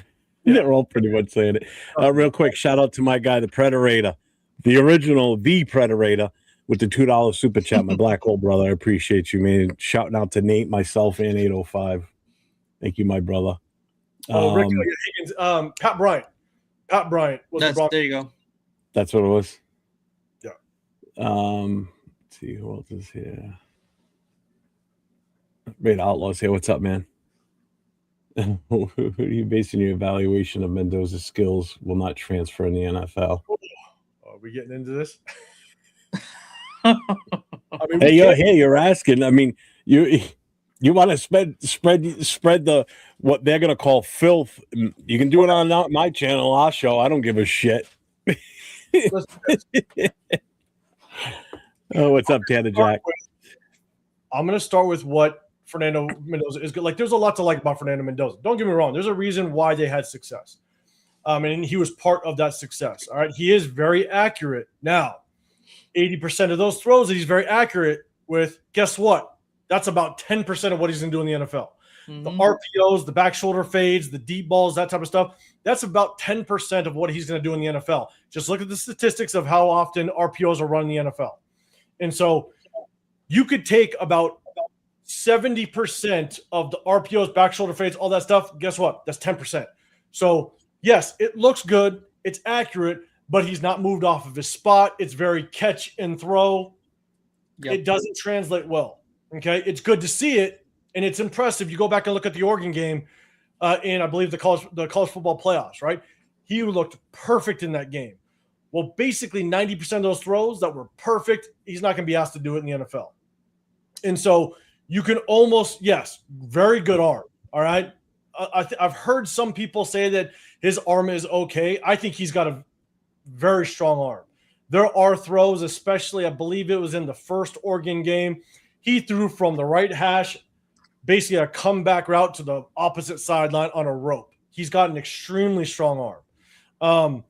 But again, 80% of what he does not translate to the NFL. Now, at the same time, that offense did not run through Fernando Mendoza. Ty Simpson threw the ball 100 times more than Fernando Mendoza. At the same time, whenever Indiana was in a 3rd and 4, a 3rd and 3, what do? They ran the ball. They did not throw the football. 90% of the time they ran the ball because they won games through the run game. it was either a handoff to Kalen Black or I forget who the other running back was, but it was handoff, or guess what? He took off and run just like he did in the national championship. And so if you go and you take a look at the NFL style throws that he's going to have to make when he's moved off of his spot a little bit, when he has to navigate the pocket a little bit, now he becomes very 50-50. There's a lot of inaccurate throws. There's a lot of times where he drops his eyes way too early. And when he looks like he's going through a progression, I think he's actually looking to take off and run. And so there's not very many examples of him actually going through a progression like he's going to have to. You could have the best offensive line in the National Football League. You're still going to have to go through your progression. You're still going to be moved off your spot. You're still going to have to navigate the pocket, and he just doesn't do it that well. And that's all basing it off of the fact that we're picking him number 1. It's not like we're picking him 20. It's not like we're picking him in the second round. I'm evaluating this. I'm picking him at the number 1 overall, which tells me I got to see Hall of Fame potential. And I just don't see it, especially given the fact you can go look at what I think was his first 5 games. Indiana averaged damn near 170 yards on the ground the first 5 games. Every single game that they played outside of, I want to say, the Michigan State game. The Michigan State game, and I'll say it, and I said it when I first kind of made my overall analysis of him. The Michigan State game was his best game that I saw based on what he'll have to do in the NFL. But what sucks was everything else that you see, he wasn't asked to do much. It wasn't on his shoulders.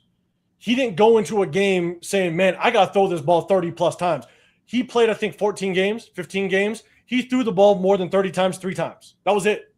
One of those games was 31 times. So he went into every single game knowing I could ride this running game till the cows come home.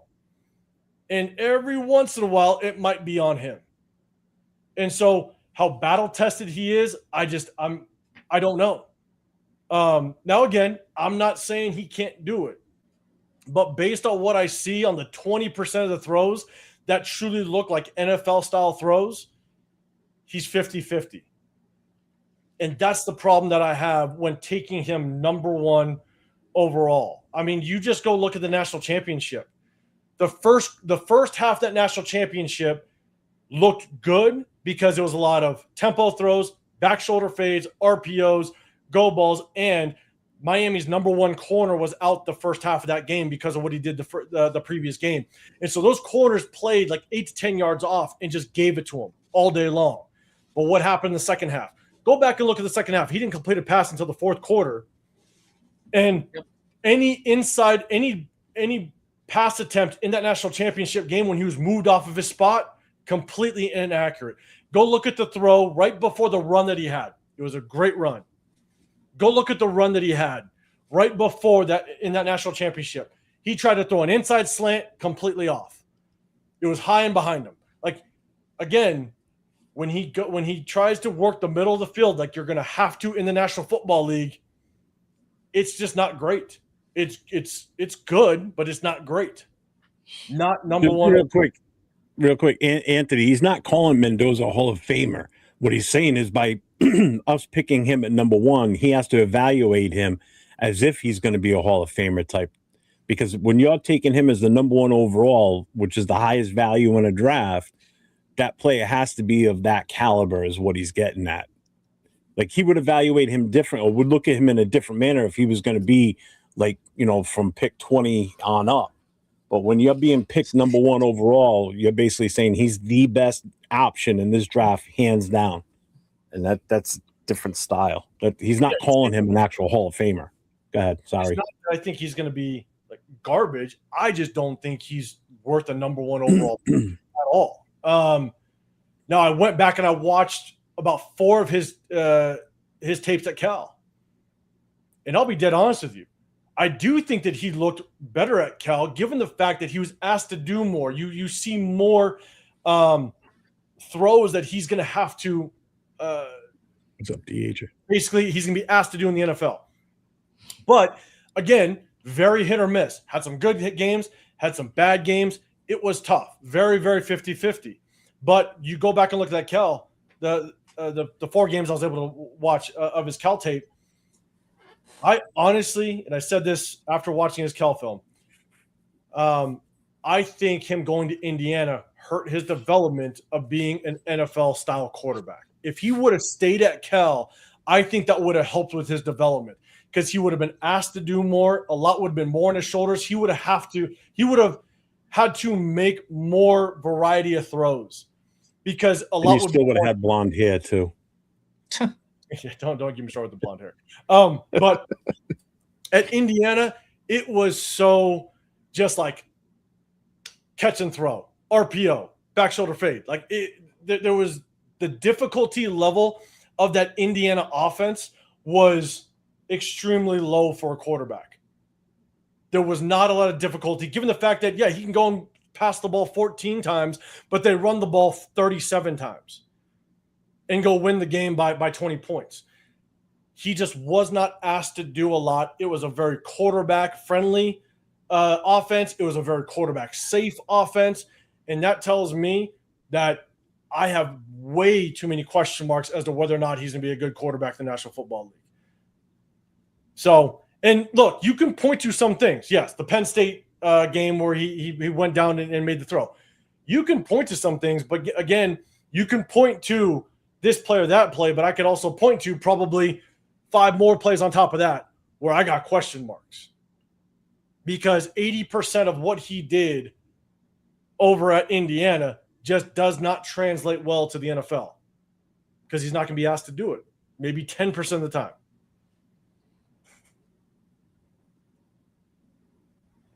We're going to go down in history as getting everybody to stop hating 805 after this tonight. Like I told you, with the Bo Nix and the Shedeur Sanders talk, like people wanted to shut my channel. Yeah, but that's different though. This is a guy we're going to end up picking, and people are going to be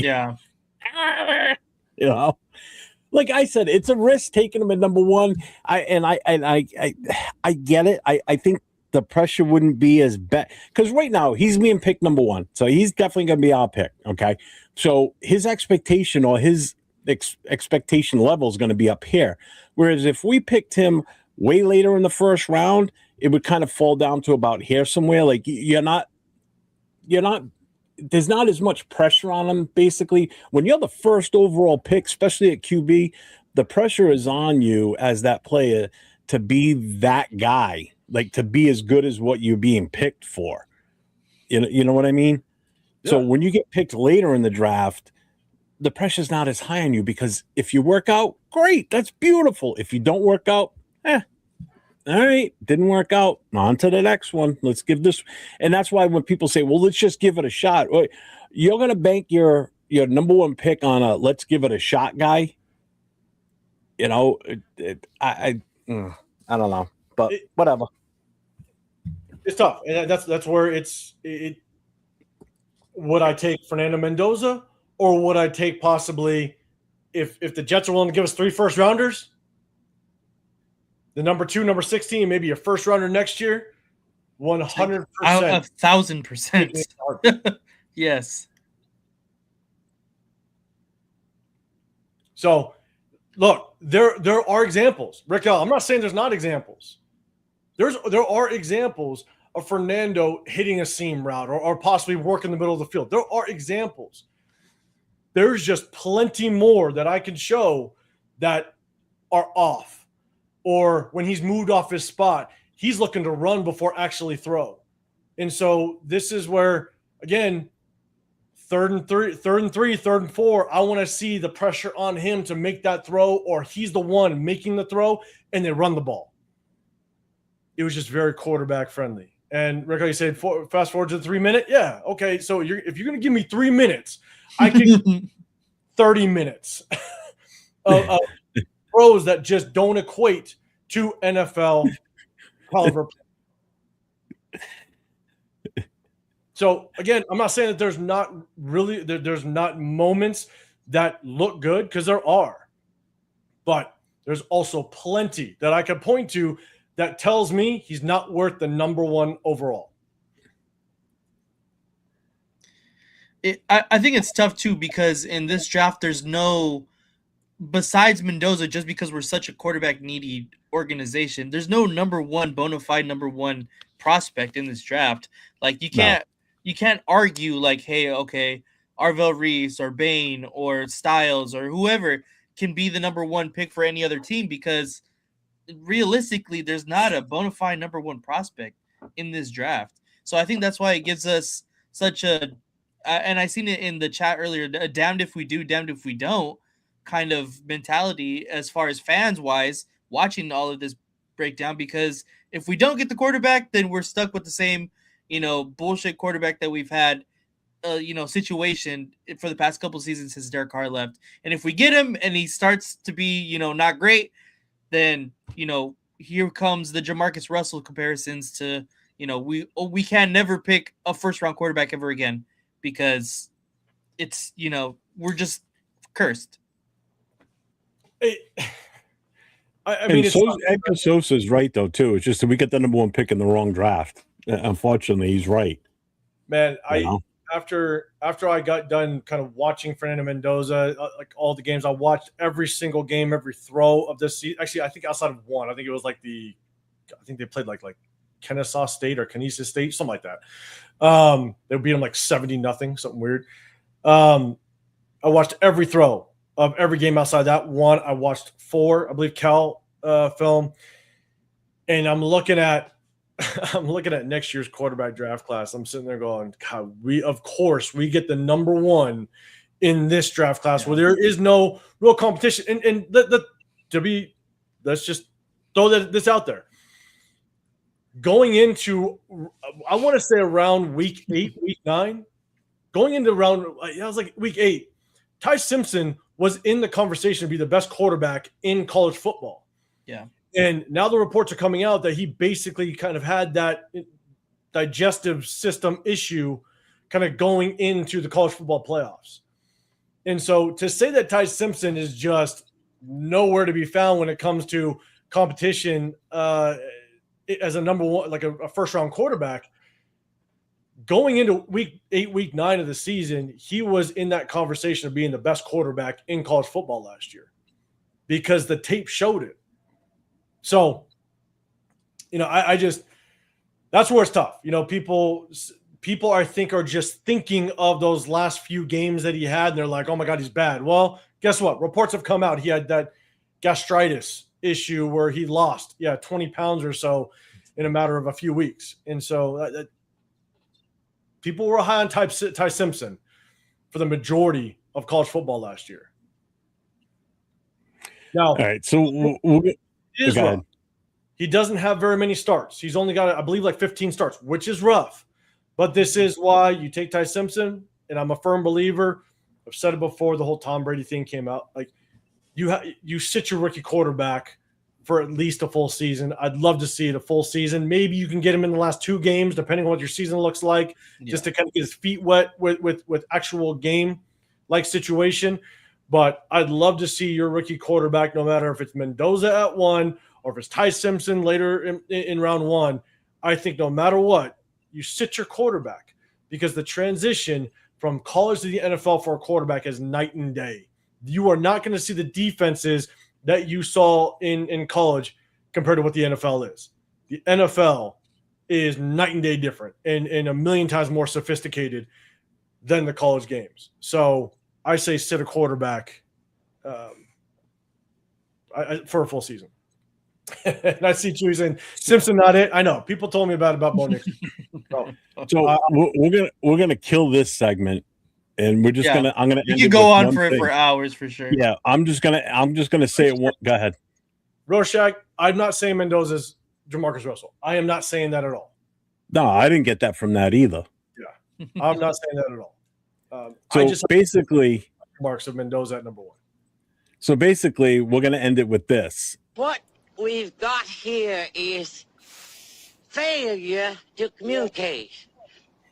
Some men you just can't reach.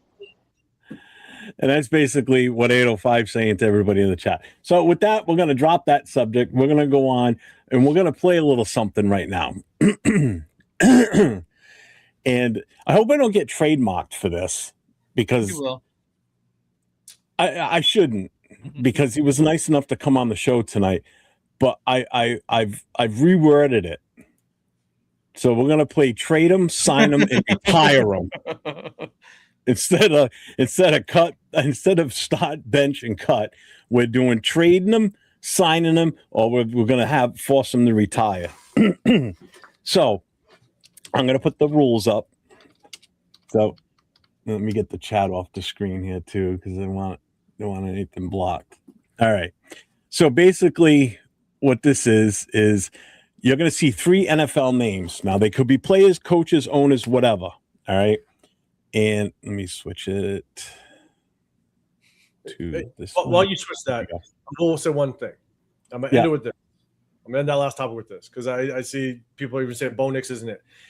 Chat, answer this one question. If we get Fernando Mendoza, and Fernando Mendoza year 1 takes us to the playoffs, and then possibly the 3rd round of playoffs by year 2, do you think that is an absolute win? Do you think that is? Because I know every single one of you would be in line to get on your knees for Fernando Mendoza. If he took us to the playoffs year 1 and the 3rd round of playoffs year 2, you would be on your knees for the guy. That's what Bo Nix did. Don't tell me Bo Nix is trash, because I guarantee you would think Fernando Mendoza is the next coming to God if he did that. And that's what Bo Nix did. No matter how you look at it, that's the situation. And so, again, saying Bo Nix is trash just means you basically hate him. And that's kind of where I know. I just know that's where you stand at this point. So, all right, my bad. Go for it. And he's sticking to it. Okay. So you're going to see three NFL names pop up. You're going to choose one to trade, one to sign, and one to retire. All right. You can only use the option, obviously. You have to pick one of the 3 for those things. So, and chat plays along with this too. All right. So here's the first one. Patrick Mahomes, Josh Allen, and Joe Burrow. Wait, what is it again? It's trade. Okay, trade them, sign them, and retire them. So we're losing 2 people. Basically, who's your favorite? Yep. So all 3 are on your team right now. You've got all 3. So you're trading one, you're signing one, and you're retiring the other. So trading would mean I'm getting rid of them. Signing them, I'm keeping them. Retiring them means you're pushing him right out of the league. He's gone. Yep.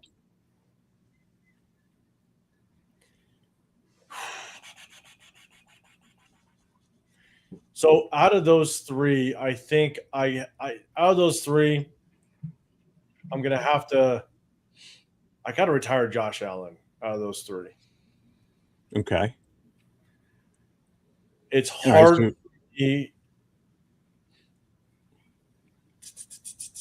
think I'm gonna sign.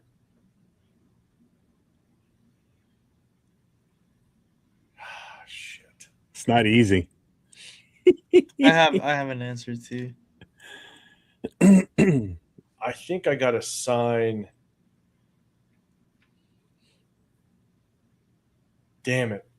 I hate saying it, but I think I'm gonna sign Patrick Mahomes. I'm trading Joe Burrow. Yep, that's exactly what I'd do.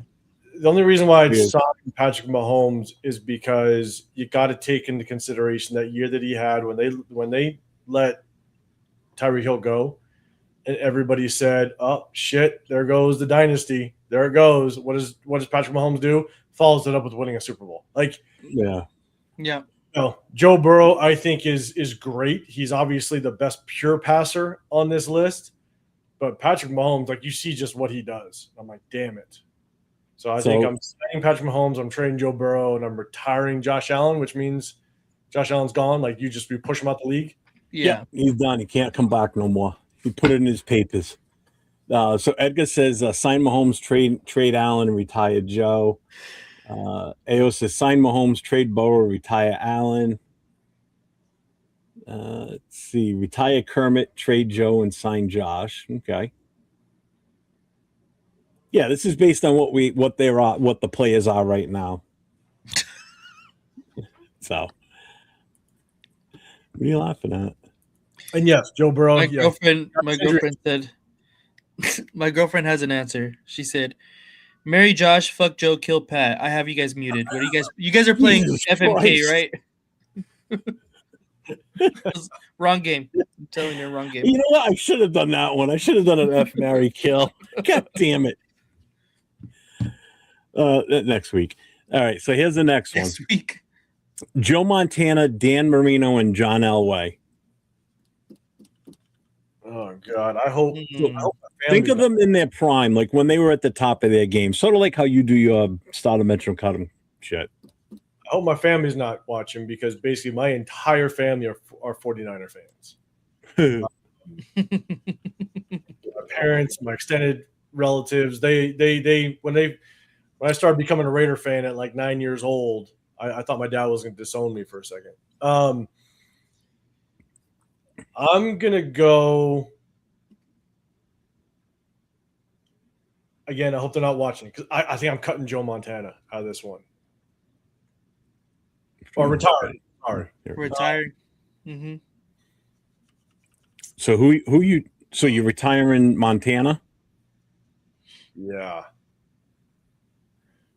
Just because, I mean, he had all the help around him. He if we just talk about like pure talent as a quarterback, God, Dan Marino was nasty. Mm-hmm. It's a shame he never got to play in another Super Bowl. Right? And I'm signing Dan Marino. That's exactly what I do too. That's exactly what I do. So you're saying what? Retire Montana, trade Elway, and sign Marino?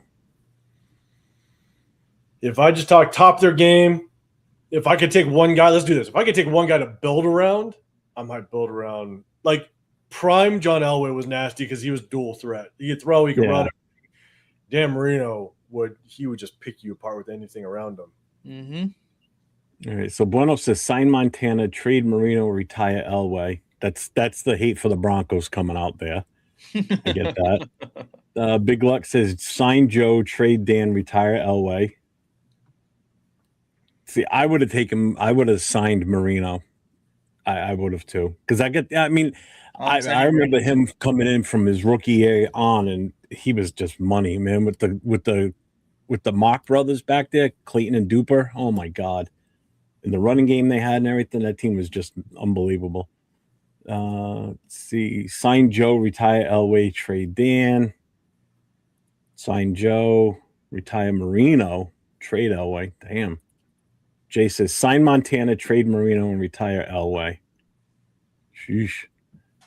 Let's see. Elway was the only QB I saw that could win his team wins. Oh, will his team to win. Even when Denver had crappy teams, he kept them competitive. So did Joe Montana, though, too, but his teams were never really crappy. Yeah, his teams were Hall of Famers. Yeah. Yeah. Across the board. Yep. Next one. Round 3. Ooh. Barry Sanders, Walter Payton, and Emmitt Smith. Oh, damn. I told you these weren't going to be easy. I'm making you think for them. You're saying what? To me? Yeah. I think this is very similar to the last one. Mm-hmm. Because I'm retiring Emmitt Smith. Okay, me too. What's up, SoCal? I think I'm going to sign Barry. I might trade Walter Payton. That's hard. I'm signing Peyton, trading Barry. And I don't know if it's because I just I obviously I've seen Walter Payton just from videos back in the day. Right. But I grew up watching Barry Sanders and just how he made people look stupid. Mm-hmm. So it's like that's a hard one, but I think I'm signing Barry Sanders, trading Walter Payton, retiring Emmitt Smith. Emmitt Smith, he was damn good. Don't get me wrong, but he just had the best offensive line for the majority. Oh, without a doubt. So, could you imagine Barry Sanders playing with that line? no one would touch his record if he did. No, he would. I'm telling you, he would have had probably 20 grand in rushing yards easily. Jeez. Easily. Think about it. The one year Barry Sanders ran for the 2,000 yards, he had a game where he finished with -1 yard, and he still broke the 2,000 barrier. Yeah. There were games where he ran out of his own shoes and still would run for a touchdown. There was a game against the Patriots, actually. I think he lost his shoes in it, or one of them, and he still ran. I mean, the guy was, talk about an ankle breaker. Yeah. So let's see what the chat says on this. This was a good one. When I came up with this one, I was like, this is gonna be a fun one. So sign Barry, trade Peyton, retire Smith. I think most are saying retire Smith. So sign Barry. Well, it's not cut Walter. That means you retire Walter, trade Emmett. Sign Walter, trade Barry, retire Emmett. Sign Sanders, trade Smith, retire Peyton. Oof. Jason says, sign Barry, trade Walter, retire Emmett Smith. Everybody's pretty much on the same. Everybody wants to get rid of Emmett Smith. I love it. It makes sense. No, it's just, bueno, don't make your own rules. He's making it too complicated now. Yeah, right. What's up, man? What's going on? Welcome in.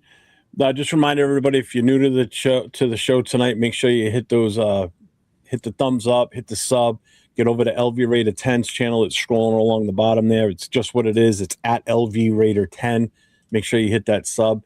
And Jay, if you're still in the chat, if somebody can just put up 805's channel in the chat, please. I appreciate you. All right, next one. Jerry Rice, Randy Moss, and Terrell Owens. This one's hard.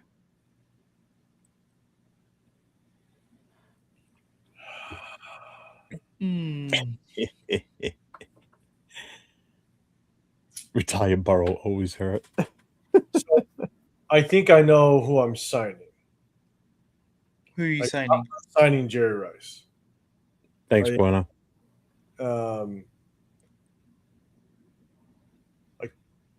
So because I do my starting bench from cut him, and I've put Terrell Owens up there, I think what's really difficult with Terrell Owens is, like, numbers wise, he could easily be a top 3 receiver in the NFL history. Numbers wise, I think what just he had all his drama in the back half that is just it overshadows a little bit just how good he really was with multiple teams. Yeah, I think I'm signing Jerry Rice. I think I'm Thanks, Jay. trading Randy Moss, and I might retire Terrell Owens. Randy Moss, you could just throw it up, but like, damn, that's a hard one. I think I'm retiring Terrell Owens, trading Randy Moss. I'm signing Jerry Rice. Yeah, I'm signing Moss, trading Rice, and retiring Owens. All right. So Javeda says sign Jerry, retire Moss, trade Terrell. Cool Kev says retire Moss, sign Jerry, trade Owens. Okay. Trade Moss, sign Rice, retire T.O. Jason says trade Randy because we did. Sign Jerry because we did. Retire Owen because he deserves it. A little extra. I love it. Edgar says signing Rice, trading Moss, and retiring Owens. Sign Rice, trade T.O., retire Moss. Jay says sign Jerry, trading Moss, retire T.O. AO, sign Moss, trade Rice, retire Owens. Okay, so it's kind of even there. All right, next one. Reggie White, Bruce Smith, or Lawrence Taylor. Trade him, sign him, retire him. What you doing? This one's similar to the last one. I think no matter what, I think I'm signing Lawrence Taylor. 1,000%. Oh man, I think I'm trading Reggie White and I'm retiring Bruce Smith. I think what's difficult about this one, like, I didn't watch a lot of Bruce Smith. Like I know he's damn good, one of the best to do it. I watched more of Reggie White kind of growing up. So that might obviously sway just kind of where I go with this, but I think no matter what, signing Lawrence Taylor, I think I'm trading Reggie White and I'm retiring Bruce Smith. Yeah, that's where you are too, Nate, or Yeah, I agree. You said sign LT, trade Reggie White, and retire Smith, right? Yeah, I agree with that. so Tanner's got sign Taylor, which pretty much everybody's saying sign Taylor. Retire White, trade Smith. Let's see, Big Luck says sign Taylor, trade Smith, retire White. Because he was most. Oh, he does. He definitely was a beast. Jared sign Taylor, retire Bruce, trade Reggie. Jason Down says trade Reggie, sign Lawrence, retire Bruce. That's easy. Reggie White trade, sign Taylor, retire Smith. Yeah, everybody's saying sign Taylor. You'd be crazy not to sign Lawrence Taylor. I mean, the guy changed the game basically on defense and the way offense is played. Sign Jeff, trade 805, retire Nate.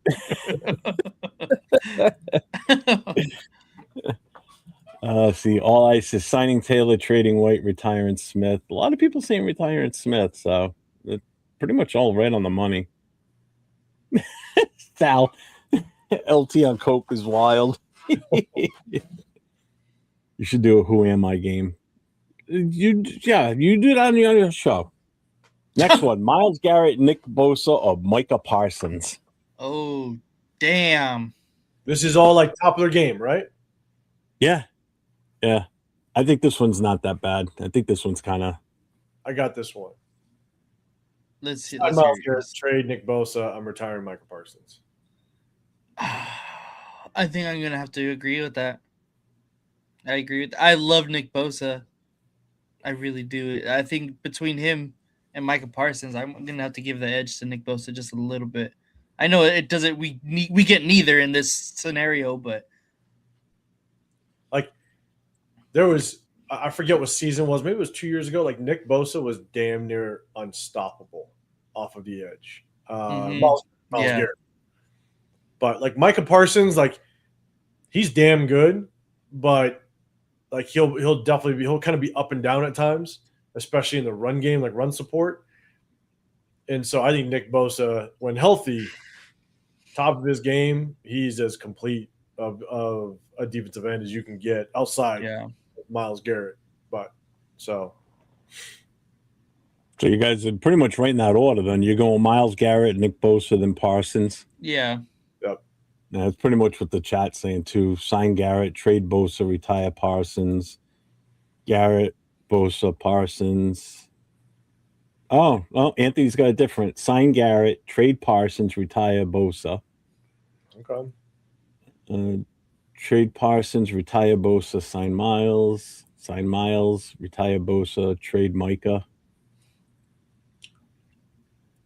Jason switching up. Sign 805, trade Nate, and retire Jeff. I'm already technically retired, so that doesn't count. Cool Kev says sign Myles, retire Bosa, trade Parsons. Disappeared too often as well. Yeah, true. Sign Garrett, trade Bosa, retire Parsons, Garrett, Parsons. But yeah, it's all pretty much the same. I didn't think this one was that hard. This was kind of a easier one, I think, to decipher. Next. Bill Belichick, Bill Walsh, and Don Shula. Ooh. So you're signing one as the head coach, you're trading one to another team to be their head coach, and you're retiring the third one.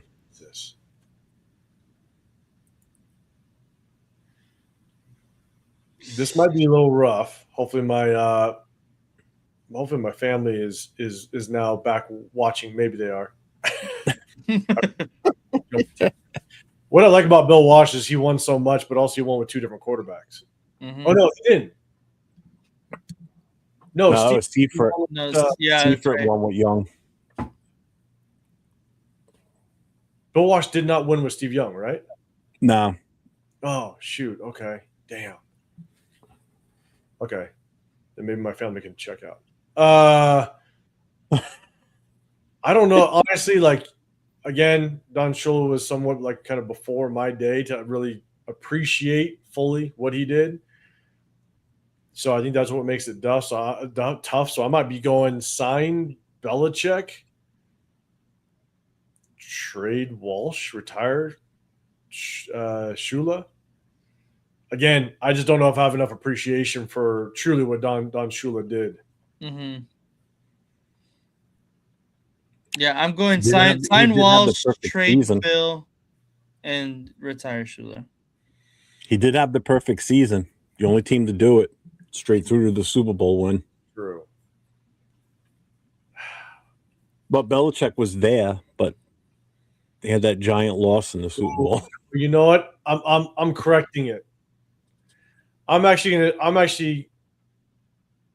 start, or sorry, not start. I'm gonna sign Bill Walsh. I'm trading Belichick. I just can't overlook the possible cheating. That's the one thing that I can't. So maybe I'm switching it up. I'm signing Bill Walsh. I'm trading Bill Belichick, and I'm retiring Don Shula. What are you doing, Nate? Same. I'm doing the exact same. Yeah, I'm signing Walsh. I think we know who you're retiring. Yeah, I'm signing Bill Walsh, trading Don Shula, and I'm retiring Bill Belichick. Bill Walsh, I mean, my thing with Bill Walsh is what he did to change that organization. Taking a chance on a guy like Montana, not giving up on Jerry Rice, and doing what he did to, I mean, that's pretty much where your whole West Coast offense, all that shit started, with the way that they developed that part of the game. Just think of some of I mean, how many guys on his team are in the Hall of Fame is insane. How many from Belichick's era have made the Hall of Fame yet? And they won their first Super Bowl 20-something years ago, and most of those guys are retired. How many made it to the Hall of Fame already? Then you look at all the guys from the 49ers. Almost that entire era, a good chunk of those guys are in already. So True. Let's see the chat. Chat has trade Belichick, sign Walsh, retire Shula. Sign Bill, trade Shula, retire Walsh. A lot of people signing Bill. Damn. Sign Belichick, trade Shula, retire Walsh. Retire Bill, sign Don, trade Walsh. Okay. The head coach we traded, are we playing in the Super Bowl? And God damn it, Bueno. Shut your fridge off. I had to do it on this list. I hate the Patriots, right? Sign Walsh, trade Bill, retire Shula. Sign Shula, trade Walsh, retire Bill. Sign Shula, trade Bill, retire Belichick. Yes. So you're going to bring girl. Yeah. Take his girl with him. Let's see. Anybody else? Here it is. Shula won with different players and styles. The others did not, which is true. He did it. Yeah. As much Patriots cheating, Al Davis did say cheating is encouraged. Yes. He did. We just were able to get away with it. Nobody else, though. Nobody else is allowed. Yeah, exactly. That's the Raider rules. Yep.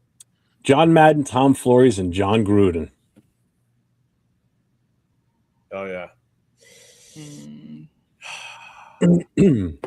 I know this one's going to be really tough for some people because, again, these are all Raider coaches on this one.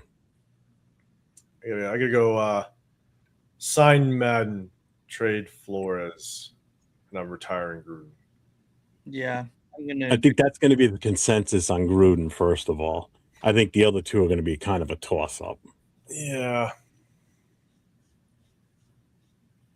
I mean, yeah, I think that's where I'm going with it. Nate? I'm going to do the exact same. Yeah, Jason said sign Madden, trade Flores, retire Gruden. Sign Madden, trade Flores, retire Gruden. We can never come back. That's what we need to do. Yeah. That's a permanent retirement. because of he has signed Madden, trade Flores, retire Gruden because of his horrible draft picks. Right. Yeah, pretty much everybody's saying the same thing. So I kind of figured Gruden was going to get on the retire side. So Al Davis, Jerry Jones, and Robert Kraft ownership now. Well, obviously, sign Al. Yeah. I sign Al. I'm trading Robert Kraft. I'm retiring Jerry Jones. Yeah, I'm doing the same thing. Jerry Jones. Yeah, it's just This was kind of a freebie, yeah, to be honest with you. I think everybody's going to agree with that one. Jones just as much as you retire John Gruden. That's what you could do. Yep. All right, here we go. This is the last one. So Tom Brady, Patrick Mahomes, and Joe Montana. I'm going in this order. Yeah, I think I'm still cutting.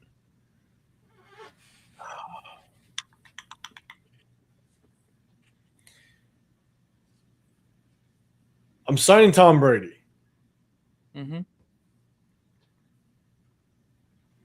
Interesting.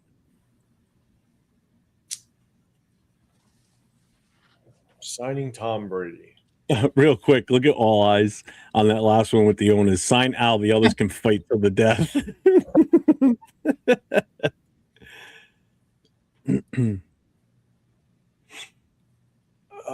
Man, for me, it really is a toss-up between Mahomes and Joe Montana. I almost think in this case,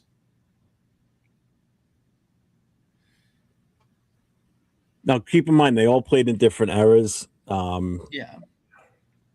But just picture them all playing at the height of their career, basically.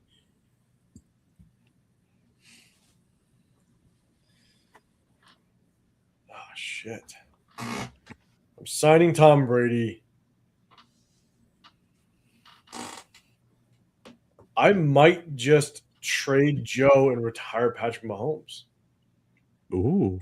I might actually take Joe on this one and retire Patrick Mahomes. Nate? But just pure quarterback. Damn. I mean, but that's a toss-up. I'll be honest. Between those two, I'm definitely signing Tom Brady. Yeah, I'm signing Tom Brady, trading Mahomes, and retiring Joe Montana. I'm signing Montana, trading Brady, and retiring Mahomes. Yeah. Montana was just too cool out there on the field. I mean, the whole John Candy story alone just puts him in another level.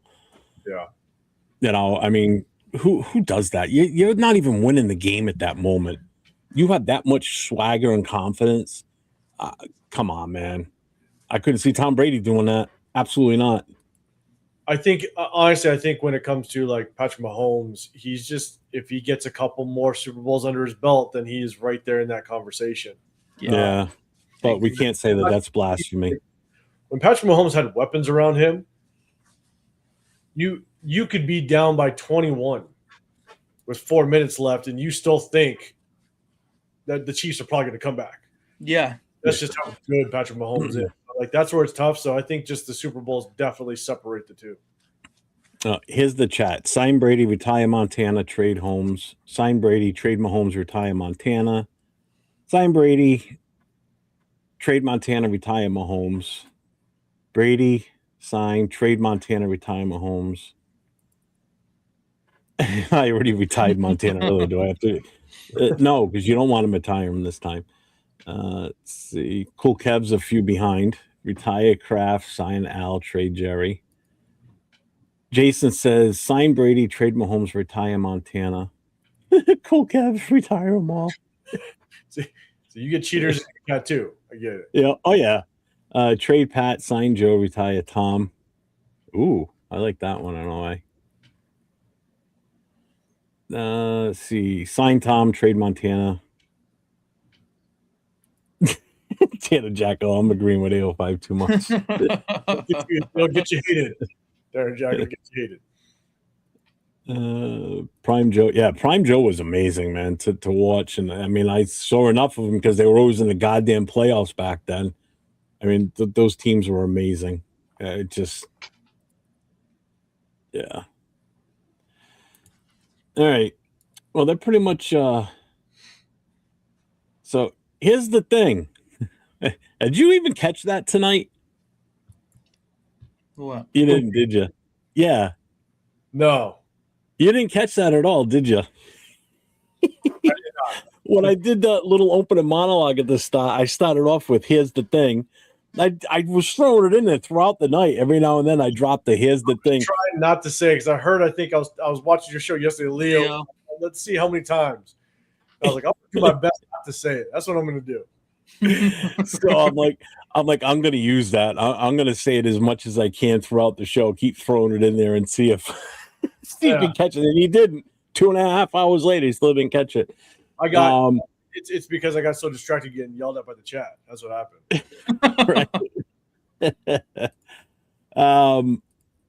So I definitely want to thank you for coming on with us tonight. This has been a blast, actually. Even though you got a little bruised and beat up in the chat over the home Mendoza thing, but you know what?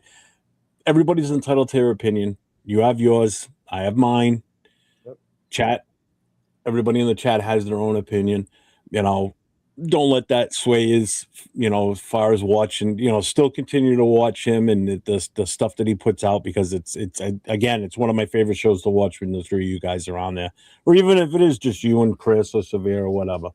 But what do you got going on that you want to mention? You got anything coming up that you want to promote? And I just, I can periodically be able to jump on and do some solo lives here and there, again, depending on just kind of my time, got my family, day job, all that fun stuff. So I mostly just kind of stick to the lives on Wednesdays and Sundays. We're going to continue to break down game film because that's the one thing that I love doing. It's not about just telling you what I think. It's showing it, but at the same time, it's not just showing one or two plays. It's showing the body of work, and that's really what really matters. Is it's not just 2 or 3 plays. It's the body of work, and it allows people to be able to kind of get their own perspective. Because I might say something, or I might show a play that I might look at it one way, someone might look at it another way, and the chat can let me know. And the good thing is that I think sometimes I spend way too much time maybe on one play or talking about one subject, because even though someone has a comment or something to kind of like rebuke what I said, then I can at least explain it coming back, right? But there's also times where, look, I might not see it correctly, and I'll admit it when I do. But that's why I love breaking down game film. You guys kind of get a glimpse of kind of how I did it when I played and I coached. And it's funny. One of the things when my wife first met me, I was playing and coaching at the time. And I remember her, she walked into the room. I was watching game film.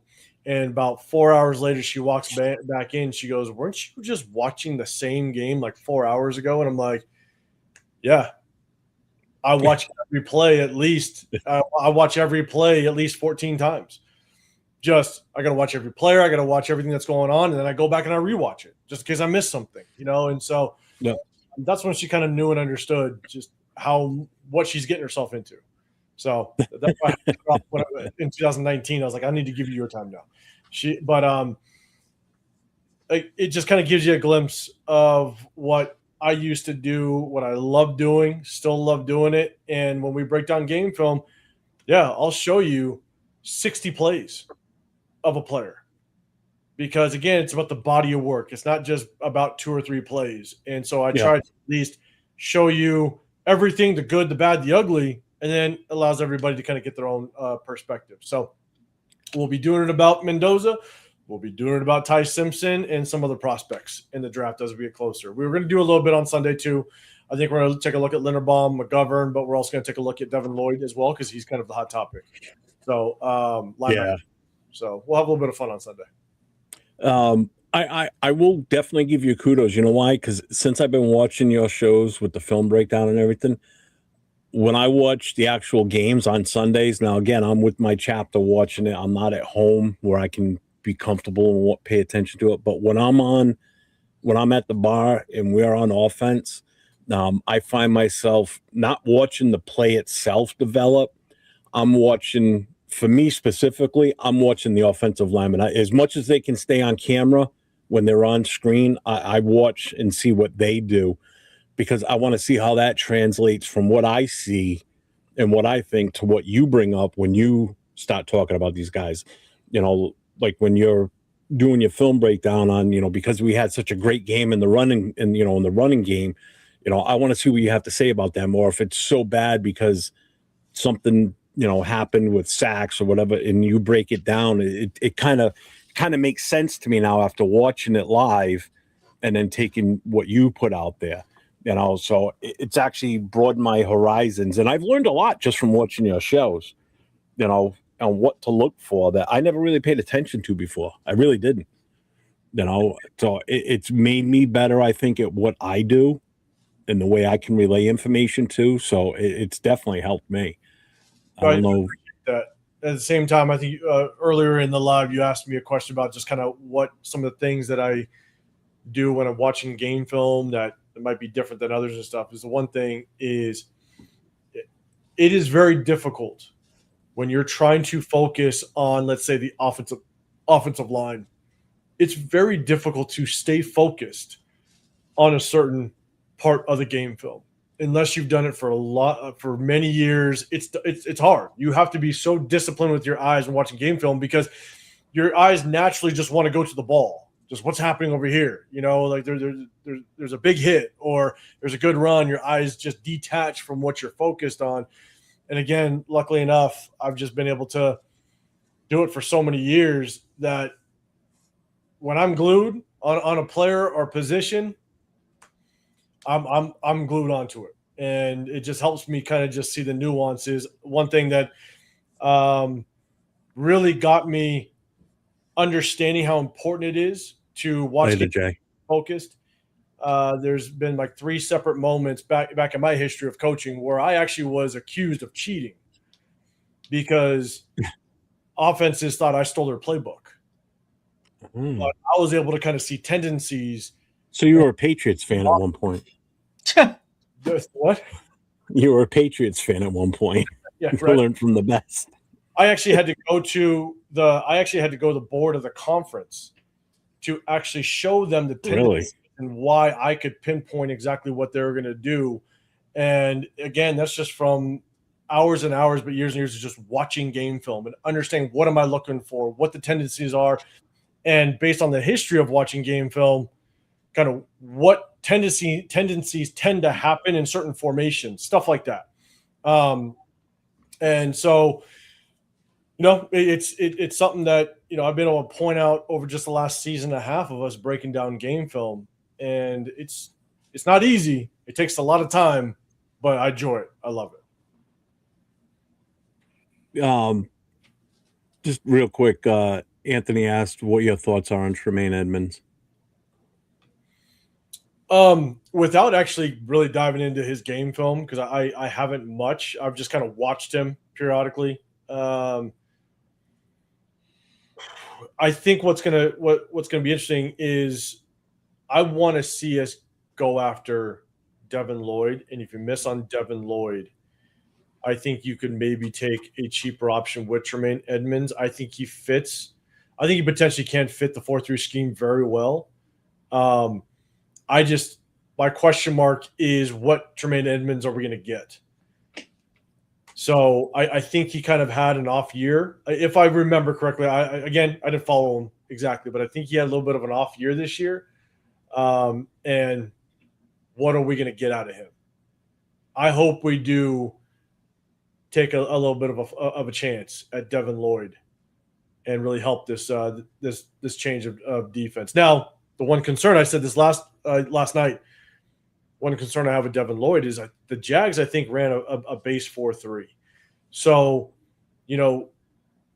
when you go from a 4-3 to a 3-4, your rules are different as a linebacker. Your reads are different. And how easily is he going to be able to translate to a 4-3 scheme. I don't know if he has much history at the NFL level with a 3-4. So that's one question mark I have with Devin Lloyd is can he transition to a 3-4? Because again, reads are different, terminology is different, your reactions are different. So because the flow of the game looks different with a 3-4 versus 4-3. So yeah, but I still think Devin Lloyd could be a damn good pickup. But if we miss on him, I think Tremaine Edmonds would be a good upside at the linebacker position. Nate, you got anything you want to add in? No, I'm all good here. All your questions get answered? Yes, they did. Again, want to thank 805 for being here with us tonight. This has actually been a lot of fun, actually. I hope everybody enjoyed that little game that I put together. I wanted to do something similar to what you guys do on your show, so you get to be on this side of it and just kind of enjoy it, you know. So I didn't want to do, you know, the whole setup like you do, you know. So I'm like, I got to think of something different, and then I came up with that. I'm like, oh, this is perfect. So, so I appreciate that. So that was fun. I liked it. Just a reminder for me, tomorrow night, the No Huddle, again, it's open to all fans of all 32 NFL teams. Phone numbers right there. You can call ahead of time, leave a voicemail. We'll play the voicemail. Go on at 9 o'clock on Saturday night, Eastern time, 6 o'clock Pacific. And then Saturday night, you'll catch myself and Jason Downs on Raider Nation Voices. Same phone number. Call, leave a voicemail. We'll listen to voicemails, and then we take the live phone calls in during the show. We start at 10 o'clock on Saturday night, 7 o'clock Pacific, 10 o'clock Eastern.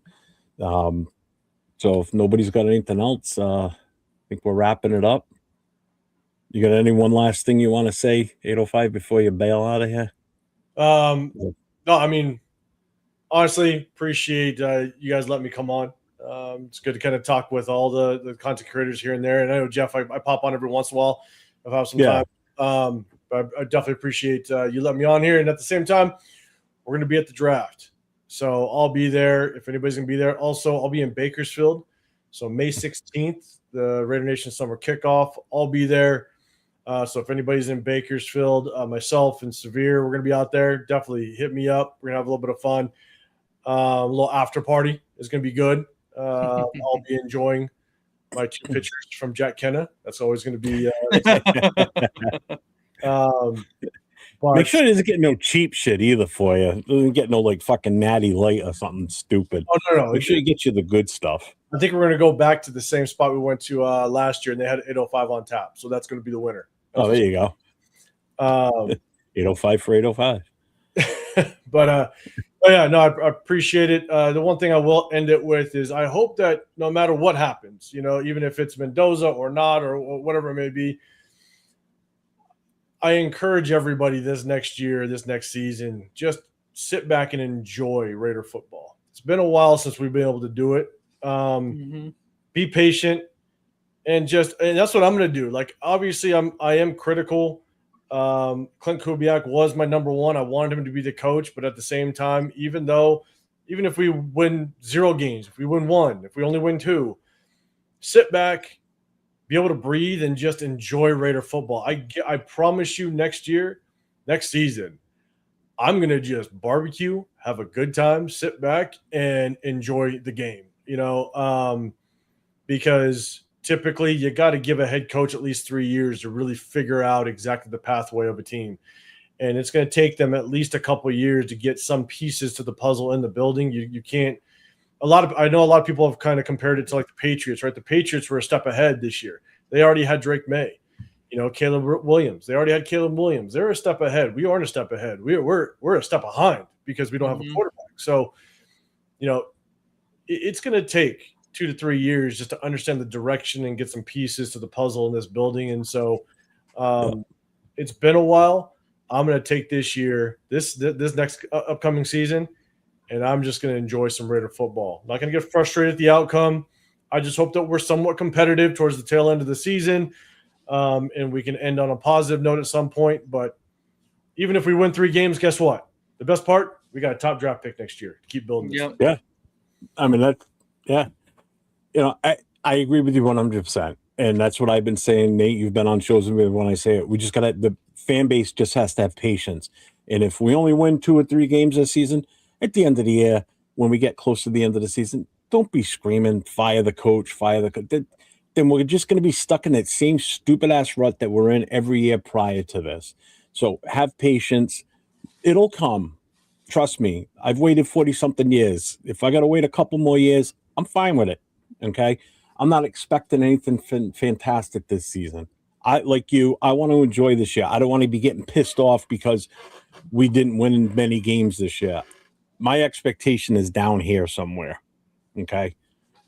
So I don't know where you sit with it, Nate. What's your feeling on that real quick before we get out of here? Yeah, no, I completely agree. I think it's time for patience. And like you guys said, and just enjoying what we have now and watching this team grow from where it is right now, where we're one of our lowest points in franchise history, being, the first overall pick, and then watching where it can grow from here, I think is just going to be an amazing experience. And this is the time to really, lock in and watch football and just kind of enjoy it, like 805 was saying. So I think it's going to be a fun and interesting experience to see where this Raiders team and organization grows and goes. And I'm going to be here for every step of the way. So I know y'all will too. And just to clarify, even if we draft Mendoza after me taking the bullets that I did earlier on, I'm going to even if we take him, I hope he does extremely well. And guess what? Me too. I will be extremely patient with him. Same. If he looks like absolute trash the first season, I'm not going to come on here and be like the "I told you so" person, right? It's like, look, any young quarterback is going to need time. So even if he comes on, it doesn't look great. Well, guess what? I wait till basically around 2.5 to 3 seasons to really get an indication on who you are as a quarterback. Because I will say, again, the second year is always the toughest for a quarterback because the first year you're learning. It's tough in general. But guess what? The next year, defensive coordinators have a full season of tape on you. They have a full offseason to be able to draft as well as bring in free agents to expose your weaknesses and minimize your strengths. Like that's the second year is always the toughest for young quarterbacks. Yeah, they can see your tendencies. Now it's on film, like you said. So yeah, and now you can actually build your defense around to basically attack those tendencies, right? So that's the patience has to be there. And again, based on everything I said about Mendoza, even if we draft him, I will be very patient with him if he ends up being the guy. So hopefully I brought some people back on my side. All right, so before we get out of here real quick, Frank Weber did ask for this, so I'm going to give it one more time. What we've got here is failure to communicate. Some men you just can't reach. See, here's one guy. If we build that whole line, we're going to the playoffs. Mendoza, yeah, okay. And on that note, we're going to end it. So everybody have a good night. Shout out to all the super chats tonight. Shout out to all the moderators. Thank you for posting everything, for the links for all the shows. And as I always say, stay safe. Go Raiders. From the tailgate smoke to the late night post, best cash in the game. Raiders Coast2Coast. Click that play, let it roll. Silver, black in my soul, got 401. Righty to Jeff, breaking plays, taking notes. That chef, film on loop. He's stacking stats, calling out schemes, exposing gaps. When the line holds, when it don't, he said what they scared to quote. Raiders coast to coast, that's the show I trust the most. From a play down to that post, we riding, we riding.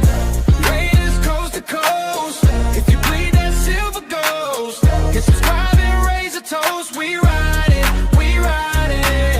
LV, read a 10, bring that flame. Live from the desert, loving this game. Stories from the stands, from the strip.